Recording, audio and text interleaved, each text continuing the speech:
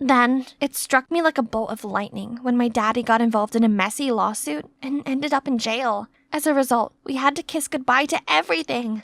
Yes, the mansion, the staff, but the worst blow was losing Brad, the butler's son, who happened to be my boyfriend. My sweetie pie, I will collect the stars from the skies if it leads me back to you. Well, a girl gotta survive, so... Hi, I'm Vicky, the only daughter of a billionaire. Also the sole heir from the third generation of an English aristocracy. Growing up, I was always referred to as Nepo baby, but this is so unfair. If I had one sentence to sum up my entire life, it would be, well, that didn't go as planned. Before we start, please like and subscribe.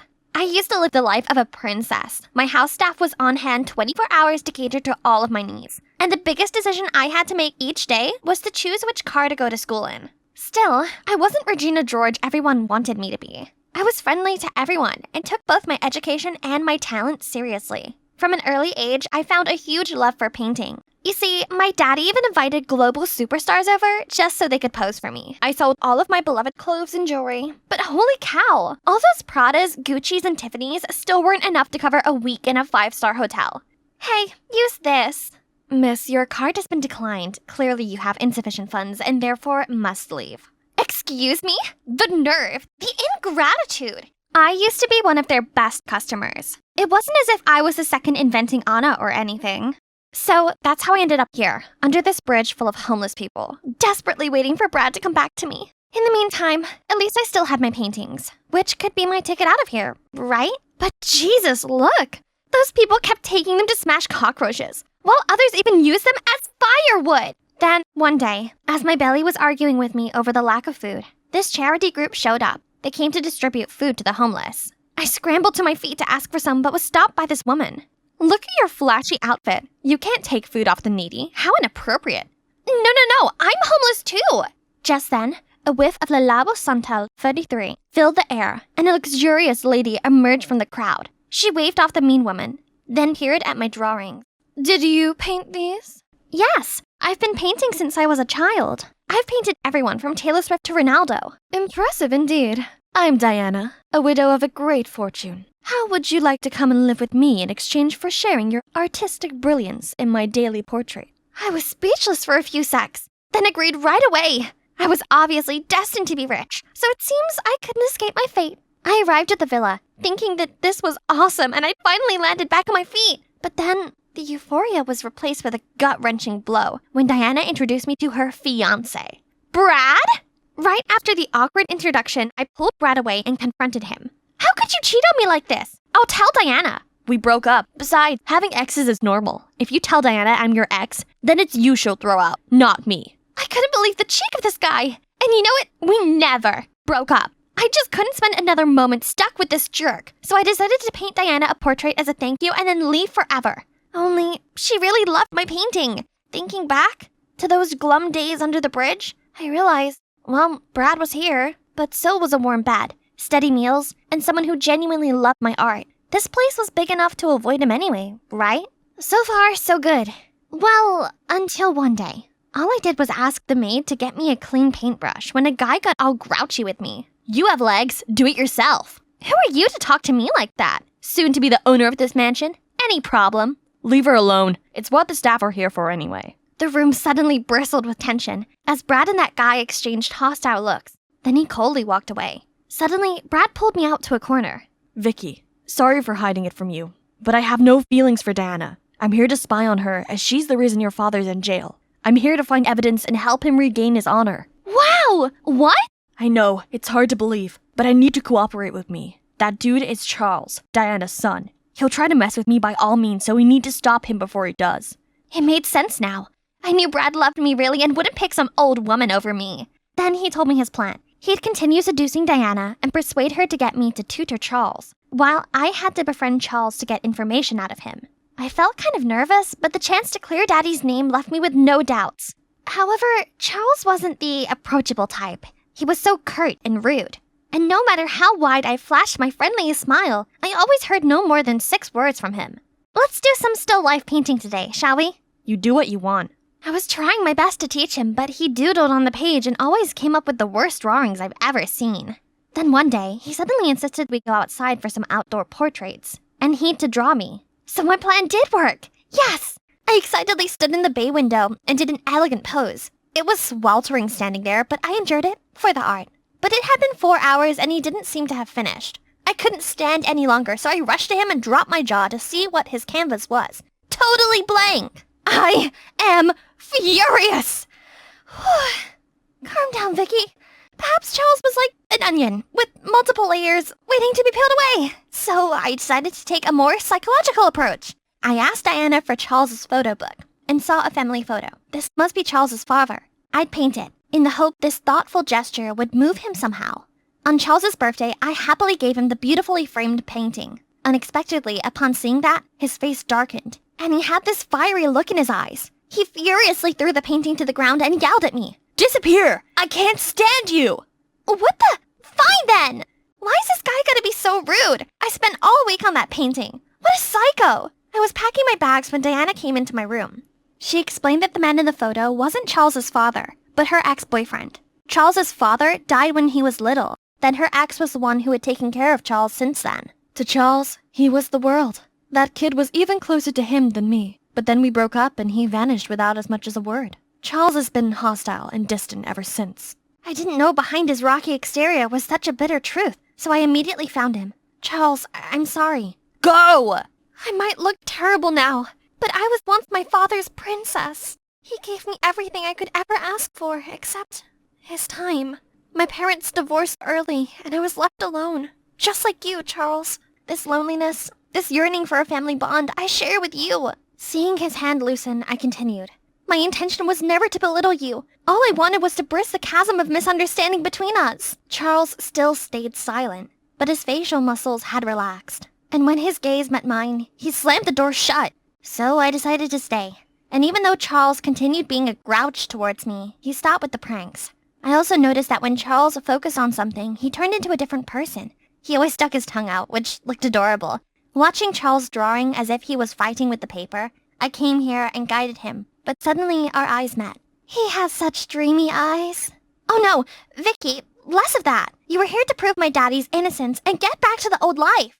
As for me and Brad, we had to make do with grabbing moments together when we could. When this is over, we can vow to be together forever and have a wedding more lavish than any of the Kardashians. My love, you must be patient. We will be together properly soon. However, when everyone was around, Brad kept up the lovey-dovey pretense with Diana. I knew it was totally fake, but I couldn't help but feel annoyed. I couldn't just sit there smiling like everything was peachy. So, after I finished the painting, I followed Brad, intending to ask him what the next step was after I successfully approached Charles, when I spotted him sneakily talking to someone. Hey, Pop. Yeah, Diana's like putty in my hand. Vicky complicated things, but I came up with a plan to deceive her. I thought that little pest would be long gone by now, but seems Charles hasn't kicked her out. Any ideas? The fury whirled like a tornado inside me. I instantly charged at him and smacked him in the face. What? You? Wait till Diana finds out about this. Oh yeah? If you challenge me, then be prepared to lose. Say hi to your bridge pals for me. I immediately found Diana and exposed all about Brad to her, but her face suddenly turned serious. I knew you'd say anything to divert from the truth, but I know you stole money from me. The maid found it in your room. Stole? What? What are you talking about? Then I looked at Brad and saw him smirking. That conniving mastermind. Before I could try and defend myself, a staff member hurried in and passed Diana a letter. Charles was missing! Everyone was freaking out and refused to hear me out, and the chaos left me powerless as my stuff was dumped outside the villa. I ended up right back where I started and had a complete meltdown. Worst of all, I was worried about Charles. Was he home yet? The next morning, I was trying to sketch something when out of nowhere, Charles appeared. He handed me the keys to this small but cozy apartment and told me it was all mine. Stunned and grateful also. I couldn't stand but hugged him hard. By the way, where did you go? Nowhere special. Felt suffocated, so I left. This time, Charles was like a different person towards me. He visited me every day and even helped me sell my paintings. Over time, my feelings for him grew and we started dating. Our relationship was filled with warmth and affection, and every moment spent together felt like a dream come true. Only, I felt so guilty keeping my dating history with Brad a secret from him, but the fear of losing him loomed over me. If he knew I'd approached him with hidden motives at the beginning, he'd despise me forever. But I had to at least tell him something. Be careful around Brad. I don't think he's a good guy. I know. He's a gold digger that's part of a romance scam ring, targeting rich women to blackmail them. Wow, Charles sure knew his stuff. Hang on, does it mean that Brad intended on blackmailing me too, when I'd been rich? I'm going to expose him at the wedding ceremony. Come with me. Today is D-Day. The grand hall was drowned in the ethereal glow of lights. Standing in the center were Brad and Diana, ready to exchange lifelong vows. All eyes were fixed on them. Out of a sudden, the whole hall went dark, and an anonymous face appeared on the screen behind them. Tonight, we bring the spotlight on our groom. Unbeknownst to many, our Brad Thomas is, in reality, Jackson North, born and raised in Pennsylvania by his father, Richie North, the ringleader of scams to trick rich women into marriage and con them out of their fortune. Then the evidence of Brad being affectionate with innocent victims started appearing on the screen. After that, the spotlight immediately stopped on Brad, who was about to flee the scene. Diana roared in anger, rushing there right then, and flung a glass of wine right at his face. The whole crowd started to murmur. Hang on, everyone. The party's not over yet. Check your menus to reveal the other accomplice. Everyone frantically checked, but then looked bewildered to see all the menus were empty. All except for mine, where there was a photo of me and Brad. So since the beginning, Charles already knew about my relationship with Brad? And he thinks I'm Brad's accomplice? I turned to Charles, but he immediately let go of my hand. We're over. This whole time, Charles played me like a hurtful trick, and even thought me capable of something truly awful. I messaged him to meet me by this lake where we used to go. It had been 1 hour, but he hadn't shown up. This might be the final nail in the coffin of our relationship. Just as I was about to let go, I saw him trudging towards me. Charles, listen to me. I'm not with Brad. I tried warning you about him. I heard the whole sneaky conversation of you two. Your love words and your filthy plan on my family. Then my private detective sent me those photos of you both together that proved me right. You hired someone to spy on me? Not you, Brad. That's why I left home. I thought you were my friend. And I thought we were more than friends. Brad and I did date in the past, but that's all. He tried to use me just like he used others. My feelings for you are real. You have to trust me. So? I didn't know about the scam. I'm sorry I ever fell for Brad's lies and first approached you. He told me your mom was involved in my father's downfall, and I guess I so wanted my daddy to be innocent that I stupidly believed him. Charles didn't utter a word. He just turned around and left. But hang on. May I ask, why didn't you publicize my face in that picture with Brad? I just wanted you to know what it felt like to be hurt. But I couldn't bear to see you hurt either. Let me go. I need some time. Then he left me there, watching him disappear in the dark as the world around me collapsed. After the rain, the sun finally shines again. The police finally caught up with Brad and his dad and locked them both up. Diana tracked me down and apologized to me. She asked me to go back to the villa and paint for her, but I refused. I can't keep on being so trusting and relying on others so much. It's time for me to believe in myself and stand on my own 2 feet. And more importantly, I couldn't face him anymore. Hi, it's Vicky again, but in a fancier version. After all the sweat and tears, I finally made it as an artist. I was just chosen to collaborate on an important art project with this big company, and my life would turn a new page upon opening this door. Charles! Hey, I'm Madison, and I was born into a well-off family. My parents are successful entrepreneurs who always fulfill their dearest daughter's wishes. Beautiful face, supermodel figure, I have both. But unfortunately, I'm not the only one. I have a limelight-hogging twin sister, Olivia. Since elementary school, my sister has won loads of trophies for her singing. Everyone was so spellbound by her that they seemed to completely forget about me. And it didn't help when Mom dressed us the same. Meanwhile, Dad was always like, "Whoa, I can barely tell my two princesses apart. Maddie, if your sister is tied up with her singing, you could help fill in her place in class." Ugh, it's not funny at all. Especially when that kind of came true. Later at 14, when I was still trying to figure out what today's homework was, my sister went and won The Voice Kids. At school, everyone kept giving me gifts and praises just to walk off on me as soon as they realized I wasn't Olivia. Hey, it's not like I intentionally tricked them. Trust me, I'm just as sick and tired of all this as everyone else, so I decided to take action. Ta-da! Did you recognize me? Still Madison here. The one-of-a-kind Madison with pixie hair, smoky eyes, nude lipstick, and this edgy outfit. I look different, right? But... Oh, are you cosplaying Olivia and her upcoming MV? Madison, you're ruining your sister's image. I tried to be different from her, but it couldn't change the fact that I'm the twin sister of a famous singer. There's so many things I wanted to do. But just imagine if I tried out for the cheerleading team or a modeling contest. People would be, look at the tragic Olivia wannabe. The name Olivia gradually became something that haunted me, and now she's constantly gaining in fame while I remain in her shadow. I have my own dream of becoming a model too, and I've gone to every audition I could, but so far, no luck. Oh right, let's check on my new video. Maybe YouTube will be the Kickstarter for my rise to fame. Remember to remove your makeup thoroughly, and the last step is subscribe to my channel to stay updated with the latest makeup trends. It's only been 10 hours, but look at this. There are over 200,000 views and 1,000 comments. Yay! Let's see. Like if you watch this just because you thought this was Olivia. When you're boring but you have a famous sister. Olivia, you're the GOAT. Please reply to my comment. What on earth is going on here? No one talked about the video content. It's all about Olivia. Why can't I get rid of that name? I am Madison. Frustrated, I closed the laptop to leave, but turned around to see the mean girls surrounding me. Silly, you should have titled it Skincare Tips from Olivia's Sister. There would have been millions of views by now. Someone with no talent like you should just stay in the dark. Please. Shut up! Just wait. One day y'all gonna become my fans too. Finally, what a long day. But isn't every beginning tough? Me quitting would be exactly what those mean girls wanted, so I can't give up now. I was struggling to set up my camera when Mom opened the door and peeked in. You've started a YouTube channel? Why not ask your sister to help promote it? But no worry. Everyone can obviously see that you're Olivia's sister. You'll probably receive a gold button soon anyway. Ugh, what do you know? I don't even need her help. And please stop entering my room without knocking. Nobody acknowledges my effort just because I look like her.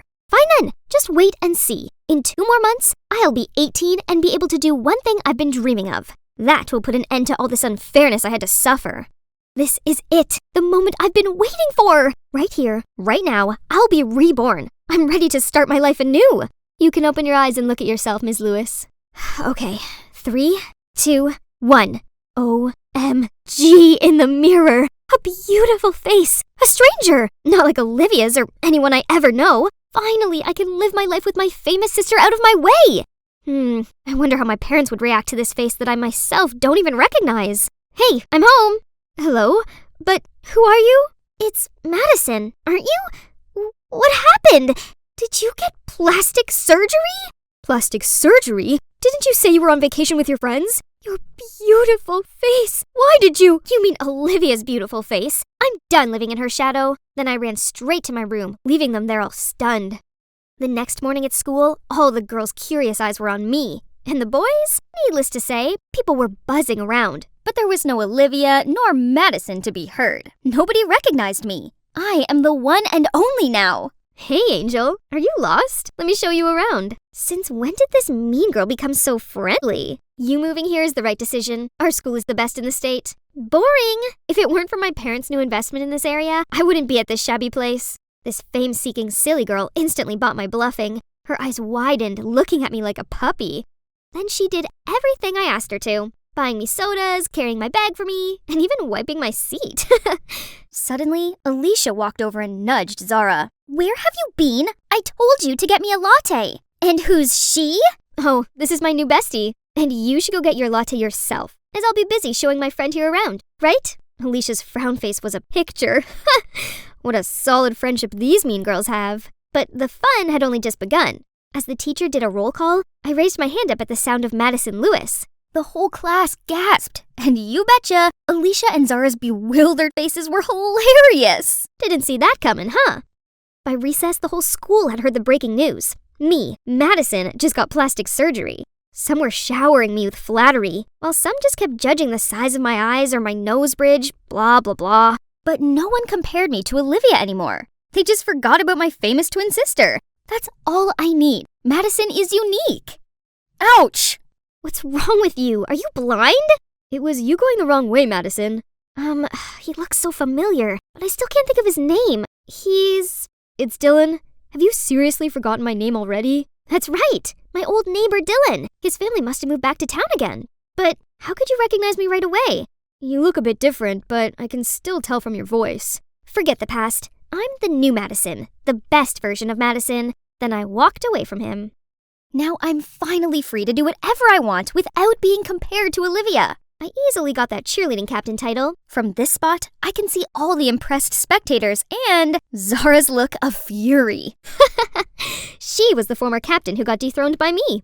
Then I went on and won the school beauty contest too. Alicia's boyfriend, Sid, even dumped her to chase after me. Who's the loser now, girl? But of course, a jerk like him didn't interest me, so I bluntly rejected him in front of everyone.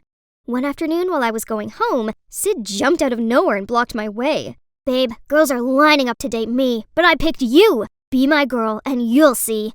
Come on, just one dinner. Let go of me! Suddenly, a big-looking guy rushed in, scared Sid off, and then offered to take me home. He introduced himself as Isaac, and turns out we were in the same chemistry class. Oh God, how come I never noticed this handsome boy? Probably chemistry had sucked the life out of me every time I entered that lab room, but it's okay. We can rebuild our chemistry here now. After that day, we texted each other all of the time, and a week later, we became an item. Fast, yes, but when you know, you know. Isaac took care of me during workouts, waited in the salon for hours, and even kept me updated with fashion trends. He's just perfect. But one time, when we walked hand in hand at the mall, I caught sight of Dylan's cold face. I suddenly felt awkward and tried to avoid his gaze. Strange, but why bother? Isaac and I were too busy discussing our upcoming plans anyway. I finally released my second video, and no one mentioned Olivia. But Gigi, Bella, Lily, Maymac? Now they're seeing me like those hot girls? Ridiculous! And talk kept coming about how I look like other stars. Maybe she brought their photos and asked the surgeon to copy them, but no way can replica compete with the original. Still, isn't it better to resemble your own sibling than being some stranger's copycat? So, did I really look like a carbon copy of someone else? Again? I rushed to Isaac. He's the only one I can trust. Just a little, babe. But if you don't like it, there's always a way. So I continued to undergo many other surgeries to find the perfect, unique Madison. Isaac was always there to encourage me. He was the one who suggested what part I should fix next. Sharper jawline, thinner nose, fuller lips. He has an eye for this, right? Seems like your eyes still need some fixing. I'll take you there next week. More?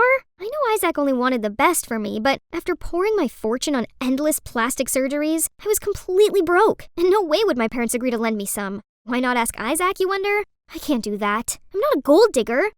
The surgery appointment was coming up, but I still couldn't gather enough money. What to do?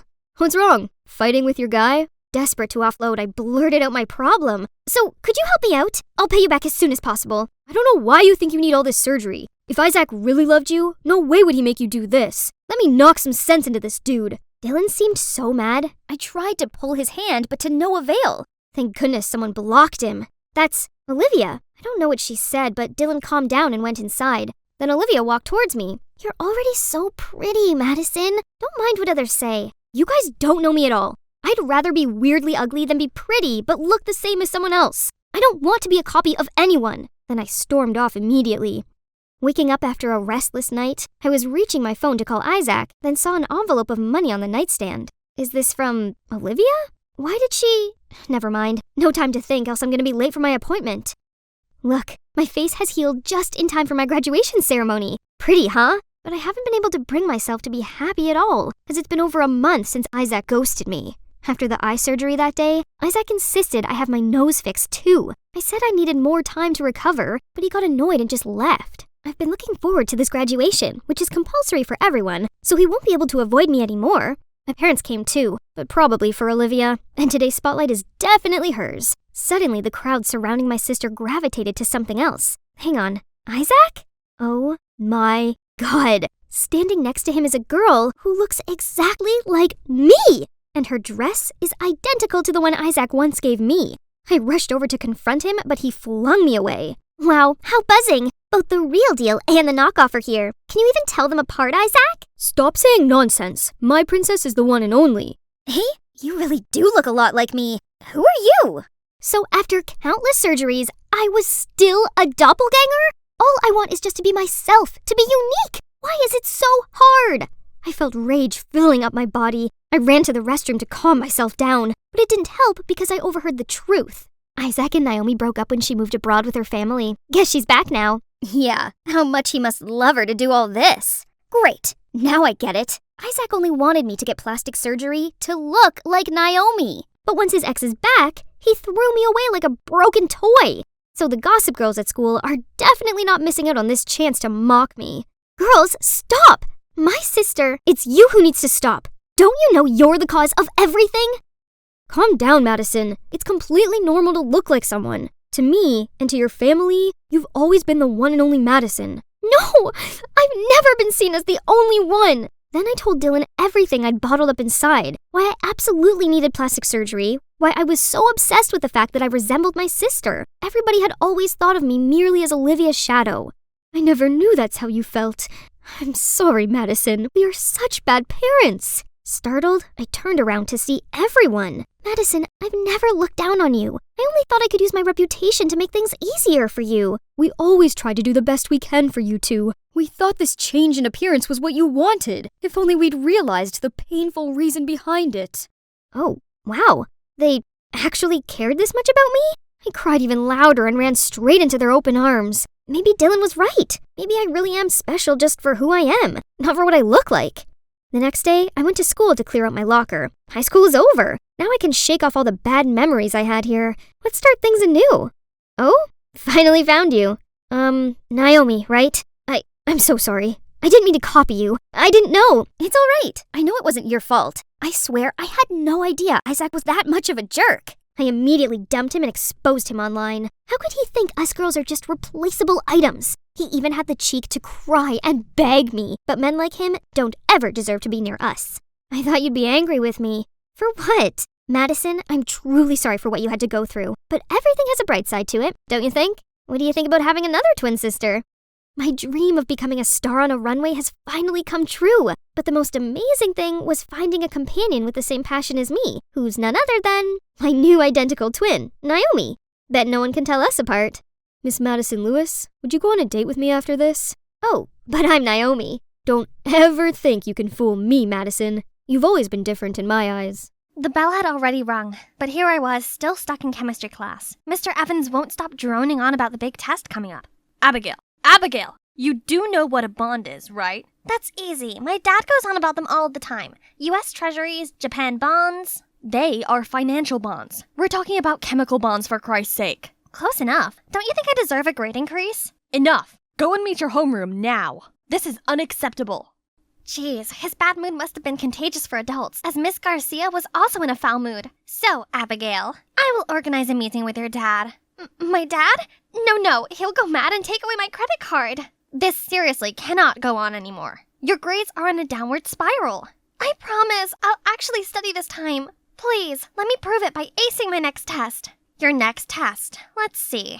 That appears to be your chemistry final in 2 weeks' time. That's perfect. I need time to process all the knowledge I've been learning anyway. And, phew, crisis averted. Now, where's Norma? I need some retail therapy with my bestie. So I have 2 weeks to work this out. I mean, you can probably cram in quite a bit within that time. No, Norma, I have to figure out what I need to buy before my dad locks the card. Right then, a nearby waiter suddenly tripped and spilled orange juice onto Norma and her newly brought Chanel bag. Oh no! But to my surprise, she just smiled and dismissed the waiter. What was that, Norma? What's got into you? Love, I guess? It's still early days, but I'm in love, Abby. Isn't the world so dreamy and beautiful? You are kinda happy? Hold up, Mrs. Garcia is single. If I found someone special, then she'd be too distracted to call in my dad for the meeting. Yeah, I guess. Or, you could actually study. Don't be ridiculous. Mr. Evans is single too. 2 birds, 1 stone. So the next morning, I joined Mr. Evans' chemistry club to spy on him. Wanna hear a joke? What do you think 0 says to 8? Nice belt! Hey girl, can I be the photon to your electron and take you to an excited state? Please, somebody save me already. Yo, Callum, you're late to the party. We're having a blast over here. Are you coming home with me or Mrs. Garcia today? Miss Garcia? Hi, Hank. My mom's staying late at school today, so... This Callum guy is Miss Garcia's son? I sure came to the right place. Mr. Evans then gave some boring lecture about states of matter. After drawing a whole maze of weird symbols and stuff on the board, he asked if anyone had any questions. Here comes my chance. Oh, good. Curiosity is the gateway to knowledge. Go ahead, Abigail. I was wondering if you like tea or coffee? Oh, and also, are you more of a dog or cat person? Can you please pay attention to the lesson? Callum, as a top student, I think you can help her. Of course you will, Mr. Evans. Poor guy, he's totally oblivious that he's been chosen for my master plan. Who made him Miss Garcia's son in the first place? So, Callum, right? You know, your mom's actually my homeroom teacher. Yeah, I got that figured out long ago. Wait, what? You already knew about me? How can I not? The lowest scoring student in every class. You're my mom's favorite dinner topic. That's why I'm here, studying to change your mom's dinner topic. Could you help me with that? Nope. I don't know what you're up to, but keep me out of it. No way I was letting this plan fail. So I decided to follow Callum to the library after school to learn more about Miss Garcia. Oops, what a coincidence. Didn't expect you to be here. Thought you'd be studying with your mom 24/7. We're just normal people who do other things apart from studying. You know, reading, watching movies, talking. I guess you and your mom only read specialized books. Quite the opposite, actually. We both enjoy Victor Hugo. What about you? Since when were you suddenly interested in chemistry? Me? Why not? I've always had the biggest passion for chemistry. The way all the substances interact with each other is mind-blowing. Chemical bonds, you know? If you're that interested, then yeah, I'll make you a master of chemistry. But first, you may want to try reading your book the correct way. Did he just say he'd help me with chemistry? Why does my gut instinct tell me trouble is on the way? I came home with Callum's precious piece of information about his mom and forged the cheesiest love letter, well, on behalf of Mr. Evans, of course, and made sure to hand-deliver it. Who knew someone as strict as Miss Garcia had a soft spot for Victor Hugo romance novels? From my hiding spot, I saw Callum open the door and get the letter. Okay, first bird down. The next morning, I was excited to peek into the teacher's room to check on Miss Garcia. But why is the principal here? And in his hand is the love letter. Ye who suffer because ye love, love yet more. To die of love is to live in it. From David. David Evans? Sorry, Mr. Bryce. That's actually my, literature assignment. Wrong address. How in the caramel fudge did this letter end up here? Callum obviously got the letter. I decided to sneak the letter directly into Miss Garcia's bag afterward. Better safe than sorry. In the following days, I needed to send Mr. Evans the other love letter too. Only Callum was a little too determined to turn me into a chemistry master. He made sure I got the notes imprinted in my brain, questioned me on the topics like an FBI agent interrogating a hard case, and even had his eyes fixed on me every time I carried out the experiments. I got no time left for my plan. You know what I've come to find out? You're actually not that bad at studying. Just need some more attention. As if I care. When will he leave me alone so I can take the other bird down? Right then, Mr. Evans suddenly called Callum to the discussion room next door. Gotta go. You can finish the oxidation. Remember to measure carefully and not take your eyes off of it for a second. Don't sweat it. I've got this. As soon as he left, I sneaked into Mr. Evans' room and put the letter in his bag. But when I was about to leave, something caught my eye. A picture of young Mr. Evans. Yikes! Did too much studying and no loving make his hair leave him for good? He has a lot of books in here. Some of them are by Victor Hugo! Ha! Seems Mr. Evan and Miss Garcia are made for each other. Oh, sugar. The experiment! I ran back to the lab and poured all the substances in, but it was weird. What did I tell you? All the time spent on this experiment, just to see it burn. Oh, wait. What is this purplish substance? Mauve! We've accidentally created mauve instead! You're so brilliant, Abby! Didn't really know what was going on, but are those my cheeks I can feel blushing? What's gotten into me? Didn't know you two are progressing that fast. Maybe keep it down a notch in public. Seeing Hank made us both turn cherry red and jolt apart. It was just a joke, but somehow my heart was flipping. After the incident, Callum didn't seem so annoyed with me anymore. Instead, he was kinda caring.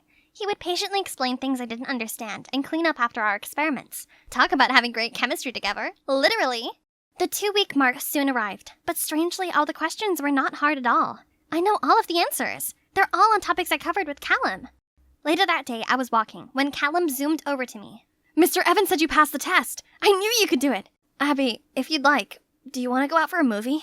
Abby, shocking news! I just saw Mr. Evans and Miss Garcia holding hands in the school garden. Things are progressing. Norma and I both turned into excited dolphins when Callum's happy expression fell. What are you talking about? My mom with whom? Mr. Evans, you should thank Abby. It was her plan to get your mom a new boyfriend. The plan? Is that what you call it? Passion for chemistry? So what? It worked, didn't it? This isn't gonna happen. No way. What's your problem? Why don't you want your mom to be happy? Talk about selfish. Callum couldn't answer and huffed off. He's been ignoring me ever since. And me? I decided to find a new lab partner. Well, if Hank would quit getting in the way, why did he always poke his nose in? I gave Hank a dirty look, but he just pushed Callum toward me. You two are welcome. What gives? Callum couldn't even meet my eye. I felt kind of bad for Callum. I guess no one wants to see their parent dating their chemistry teacher, right? Why bother anyway? I should be happy because the plan has worked out. What's up with Callum? Why is he acting as if someone burglarized his house or something? Actually, Callum's dad walked out on them a couple of years back. Since then, he swore to never let anyone hurt his mom again. That's why he's so against your matchmaking plan. That explains a lot, but wait, how did you know about the matchmaking plan? Hank started to sweat bullets while Norma constantly winked at him. Hey, are you guys hiding something from me? Don't tell me. No, we're not dating. We're... You said it yourself, idiot. That makes sense. The next morning, Miss Garcia suddenly got sick, and this Miss Flowers came in to cover. Different from my strict homeroom, Miss Flowers didn't teach much and seems pretty chill with whatever we do in class. Great, huh? Yeah, it would be if she didn't keep on flirting with Mr. Evans. Mr. Evans didn't look comfortable with Miss Flowers at all. She was obviously trying so hard to win him over. Poor Miss Garcia. She looked so happy with Mr. Evans before. My master plan can't have been for nothing. I gotta do something. So I handcrafted a reminder love letter on behalf of Miss Garcia again. That was sure to make Mr. Evans' heart give off butterfly flutters. But I was sneaking it onto his desk when Miss Flowers appeared. Abigail, what are you doing? Why are you doing this?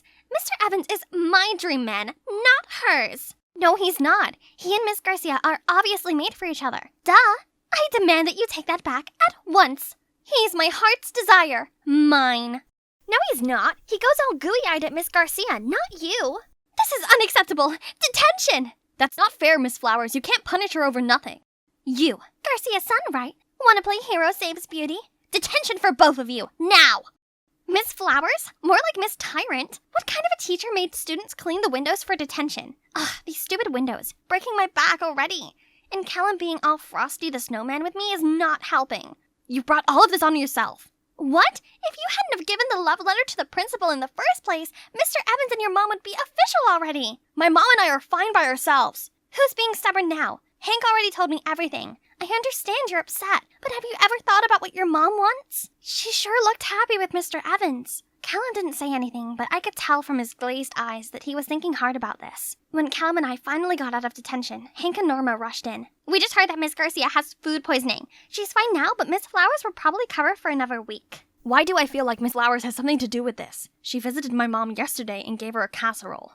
That's it. Miss Flowers must have poisoned Miss Garcia so she could replace her. But this is getting crazy. What can we do?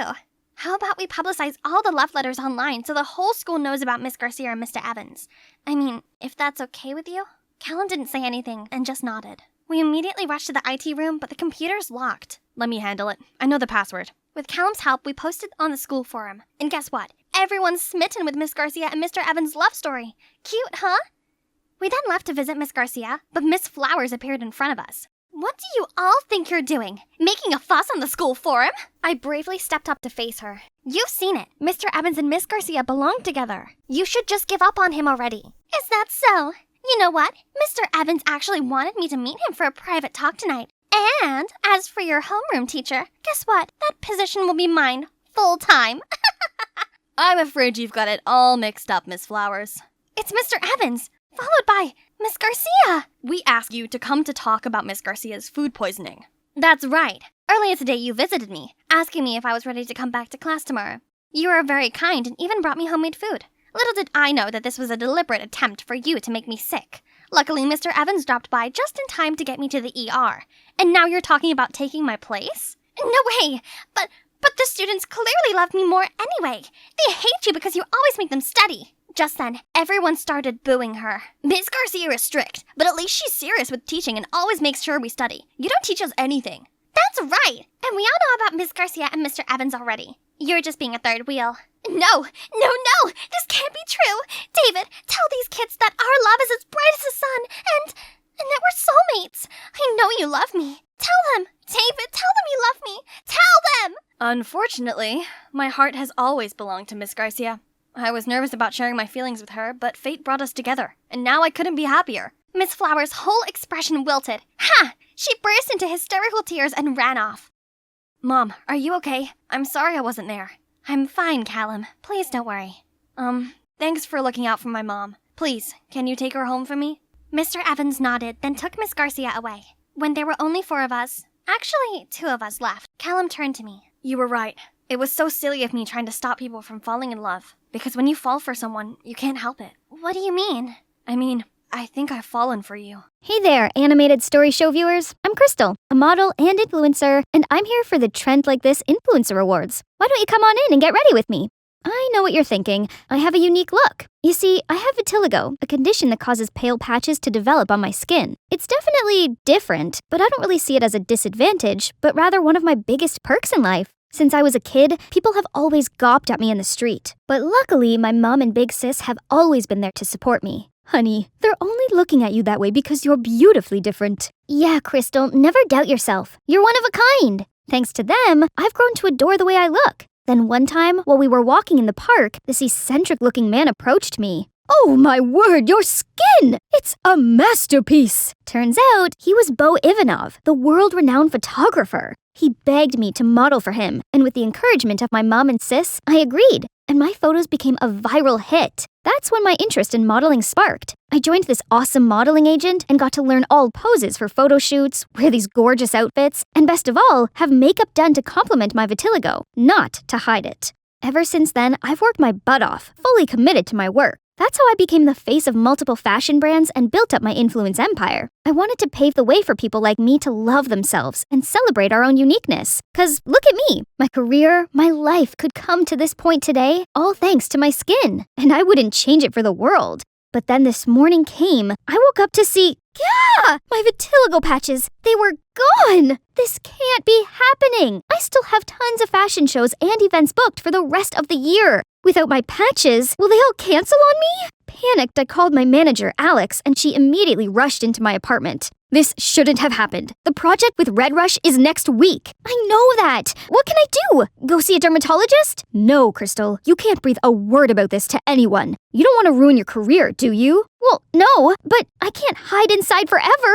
No, you can't. But you can fake your patches. Just use makeup. Draw some on. What? You mean I should lie to everyone? Your choice. It's either that or kiss goodbye to your career. This is wrong, I know, but I've worked so hard for this. I couldn't just give up now. I guess the foundation would have to make do. I went back to my daily modeling life, and luckily no one seemed to suspect anything. But I was so on edge and constantly checking my makeup. Crystal, have you heard? The brand Raris is looking for models with unconventional features for its newest fashion collection. You're the perfect fit! OMG! Everyone who's anyone in fashion knew of the Raris' creator, Mr. Finnegan. If I become his muse, that's my step into high fashion world! I can't miss this once-in-a-lifetime opportunity! I got my focus straight, fearlessly walking into the building, when suddenly my heel got stuck. I tumbled backward, and out of nowhere, these strong arms wrapped around me, and I landed straight into their warm embrace. For a moment there, I could feel their divine scent overpowering me. You're Sabotage, isn't it? You don't change much, do you? Still clumsy even though you're now a superstar. Hold up, this voice. It's Sam, my high school ride or die! My, puberty has hit him hard, huh? Samuel knelt down and gently put the heel back on my foot. Yep, my heart was definitely flipping out of my chest. You're going in for the casting, right? Oh, yes, but how do you know? I'm one of the judges. I gotta go now. Break a leg. But not literally. Wow, Samuel's made a name for himself already. Impressive. Wait, Crystal, you're here for work. And now time to shine. I strutted my way along the catwalk, doing my signature twist-turn pose at the end of it. As expected, all the judges were mesmerized. This job was in the bag. Just then, everyone went ooh and ah at the girl next in line. It's Amanda! She's known as the Super Rookie, who challenges the modeling world standards. Ironically, that title once belonged to me, but that's how this industry works. You can easily be dismissed if not careful. We got the results right after the casting. As expected, I was in for the show. Hooray! Hey, Crystal, right? Amanda, huge fan of yours. Say, can a pro like you give this rookie any advice while we train together? You do know this is a competition, right? That means no help. Then I shimmied off. Day 1 of the training, and I already messed up. I had to disguise myself to sneak out and buy a new one. Crisis averted, but this did make me 30 minutes late. You're the professional. Act like one so us amateur can look up to. A veteran in modeling, or so they say. Those chicks wouldn't miss the chance to dethrone me, especially her. Welcome, everyone. May I introduce you to our Fall 2023 Haute Couture collection. It is inspired by the elegant art of ballet, so besides your usual training, you'll have a chance to learn some of the moves to capture its true essence. Then I'll pick my star, my vedette. Ballet? I hadn't done that since the accident! Little 6-year-old me was having a ballet performance and had to do this crazy spinning technique. But somehow, I ended up twirling like a humming top, then face planted right on the stage. I never forget the audience's mocking waves of laughter. No, get yourself together, Crystal. Whatever the challenge is, I'll succeed and rock the vedette position. The first lesson was catwalk. Easy peasy, no one came close to matching me. Good posture, excellent posing. Well done, Crystal. Oh, he's so sweet. Can we just take a break to admire this piece of art? Come on, why are you so shy today, Crystal? Your patches are superb. Except they're just the magic of makeup. But the nightmare had only just begun. Jeez, these clothes were way too tight. They got me melting like the witch from the Wizard of Oz. Gotta go touch up. Then during another session, I couldn't keep my balance and was wobblier than a jellyfish. Meanwhile, Amanda effortlessly executed all those moves. A few days later, Mr. Finnegan organized a photo shoot, which we had to pose like a ballerina on this revolving platform. The past trauma immediately rushed back into my head. I stepped onto the platform shaking like a leaf. Only with Samuel holding my hands could I imagine to do the simplest pose. At least it's over now. My, our pro seems a little rusty, doesn't she? Just step back and let one of us younger girls take care of this. Right, Amanda? Go practice, Xena. Amanda stepped up to the platform. Her body started moving like a real swan. Gorgeous, Amanda! You're as graceful as the ballerina in the musical Box. That's it. I think we got the shot. Well done. The whole set erupted in applause, and Amanda was the center of attention. Looks like you could learn a thing or two from your junior. Look, I may not be the best ballerina out there, but I'll show them where 1000% efforts get me in life. So I stayed later after the training to practice more, starting with stretching. Ouch, not as easy as it looked. Okay, let's try again. Just have to raise my leg and... Whoa! Okay, this time it has to work. And now the hardest part, sur le point. Uh-oh. Just then, Samuel appeared, trying to catch me, but we both ended up stumbling on the floor. Don't try too hard. You may hurt yourself. It's just, the vedette means a lot to me. I know you can do it. You've been such a positive influence, and I know that energy can get you what you want. No, my patches! I'm sorry, I didn't mean to. It's okay. I crossed the line. I'll just leave now. Don't, please. If you only knew the truth, you wouldn't think so highly of me. Hey, what's wrong? You can talk to me, you know. Just then, the lights brightened around us. What are you two doing here at this hour? Samuel looked startled and immediately kept his distance from me. Nothing. I saw Crystal practicing. Thought I could give her some advice. That's not fair. I need some too. What do you think of my releve? They started laughing together like a married couple. Since when did they get so close? After a few days of intense practice, I may not be a ballet master yet, but I did feel more confident about facing the final challenge, which decided who would be the vedette. Look at this gorgeous couture design! I would make a perfect black swan. I tried the dress on, but accidentally smudged the foundation and got it all over the dress. Oh no! I immediately rushed to the bathroom trying to wash the stain off. Stupid foundation! Super stain my butt! The door suddenly snapped open and in stepped Amanda! Your vitiligo patches? They're coming off? And what are you doing with the dress? I tried to hide it, but she already snatched it away from me. Is it foundation stain? Did you fake your vitiligo? No, I was diagnosed with vitiligo for real, I swear. I told her the truth. Thought she was going to use it against me, but to my surprise, she looked heartbroken. I decided to pursue modeling because I felt inspired by you. But now you're telling me it's all a scam?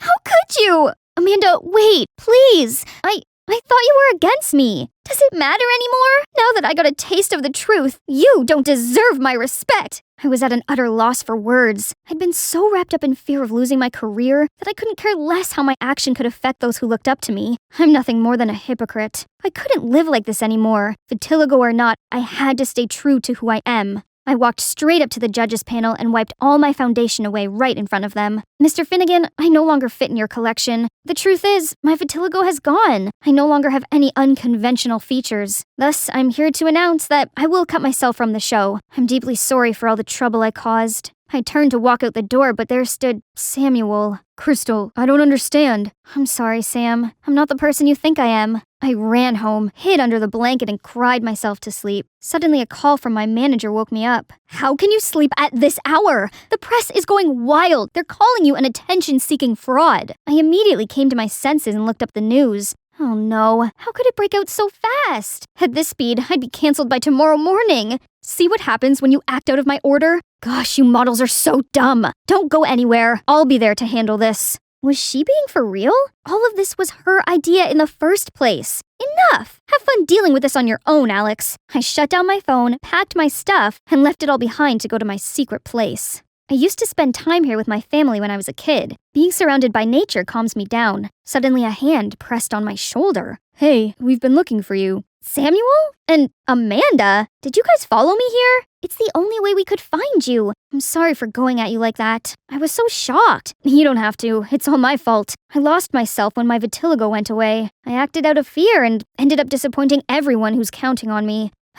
Well, it's hard to stay sane when your identity is taken from you. But what's important is you've learned your lesson. Now, where is the fearless, confident Crystal we all love? She's right. Patches or not, you're always special to us. That means a lot to me. Thanks, you guys. Turns out I'd misunderstood Amanda this whole time. She's brilliant, gorgeous, and caring. And perfect for Samuel. Welp, that stings. Suppose it's time I got back to work for some damage control. I opened the phone to see hundreds of notifications. Among them was a message from Mr. Finnegan, saying he has a place for me at the fashion show. So it's not the end for me, right? Go get it, girl. Yes, it felt so good to be back. Crystal, you're here. I have great news. You'll be the vedette for this collection. Me? But I don't have any unconventional features. Doesn't matter. You're perfect the way you are. 2 girls will stand by your side, and you'll be in the center wearing this work of art. An elegant swan among the flock of ugly ducks. Isn't that a bit offensive? So this was your plan all along? Playing dirty tricks to save your flopped career? Cut it, Xena. Mocking me won't change the situation. There's something fishy going on here, and I'm gonna get to the end of it. Finally, the show has come. As soon as I got the signal, I strutted to the runway confidently, turning heads to my every step. But it's not for the reason you're thinking. I actually switched places with Amanda, and now all the spotlights are on her. Right at that moment, Mr. Finnegan bolted to the runway. What do you think you're doing? You ruined my show. I had a deal with her. What deal? Tell me. Right now. It's her who's behind this. Alex? Ugh, that snake! It turned out Alex bribed Mr. Finnegan to let me be the vedette and drag the models with unconventional features down since I'm no longer one of them. Hearing that, all the models turned furious, ready to jump at the 2 frauds. You 2 have crossed the line. I don't need any of your manipulative games to continue my career. I will stay true to myself no matter what. Unconventional features or not, I'm always willing to speak up for them because everyone is beautiful in their own way, and they deserve a chance to showcase their beauty to the world. The audience erupted in cheers and applause, while Mr. Finnegan and Alex were surrounded by cameras and criticism. Justice served. After all that drama, I'm still modeling, but with a different agency that fully accepts me for the real me. I continued to influence young people on self-love and being uniquely themselves. Amanda and I became the best of friends. We also made tons of plans to collaborate with Samuel, but honestly, I couldn't shake off this heart-wrenching feeling whenever these 2 were together.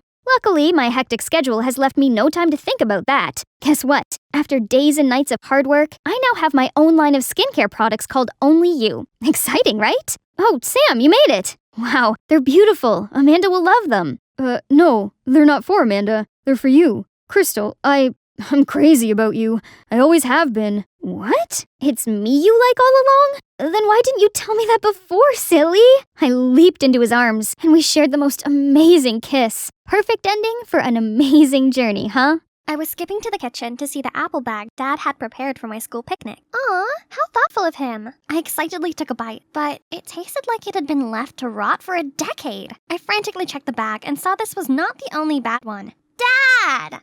Hey, I'm Doris, and things like this are an everyday occurrence for me. My dad's clumsy and colorblind, two contributing factors that sure make life interesting. Since Mom passed away, I had to watch him like a hawk, else you betcha he'd mess stuff up. One time he roasted a turkey, but it was so raw as if it would jump off the plate and run around the house. And on my last birthday, he got me a pair of mittens with one bright orange and one neon green. I reluctantly tried them on, looking like a clown while people burst out laughing. Despite all that, he's still an awesome dad in my eyes. A super talented artist with incredible artwork, provided he lets me label the paint colors. And also a really big supporter of my dream.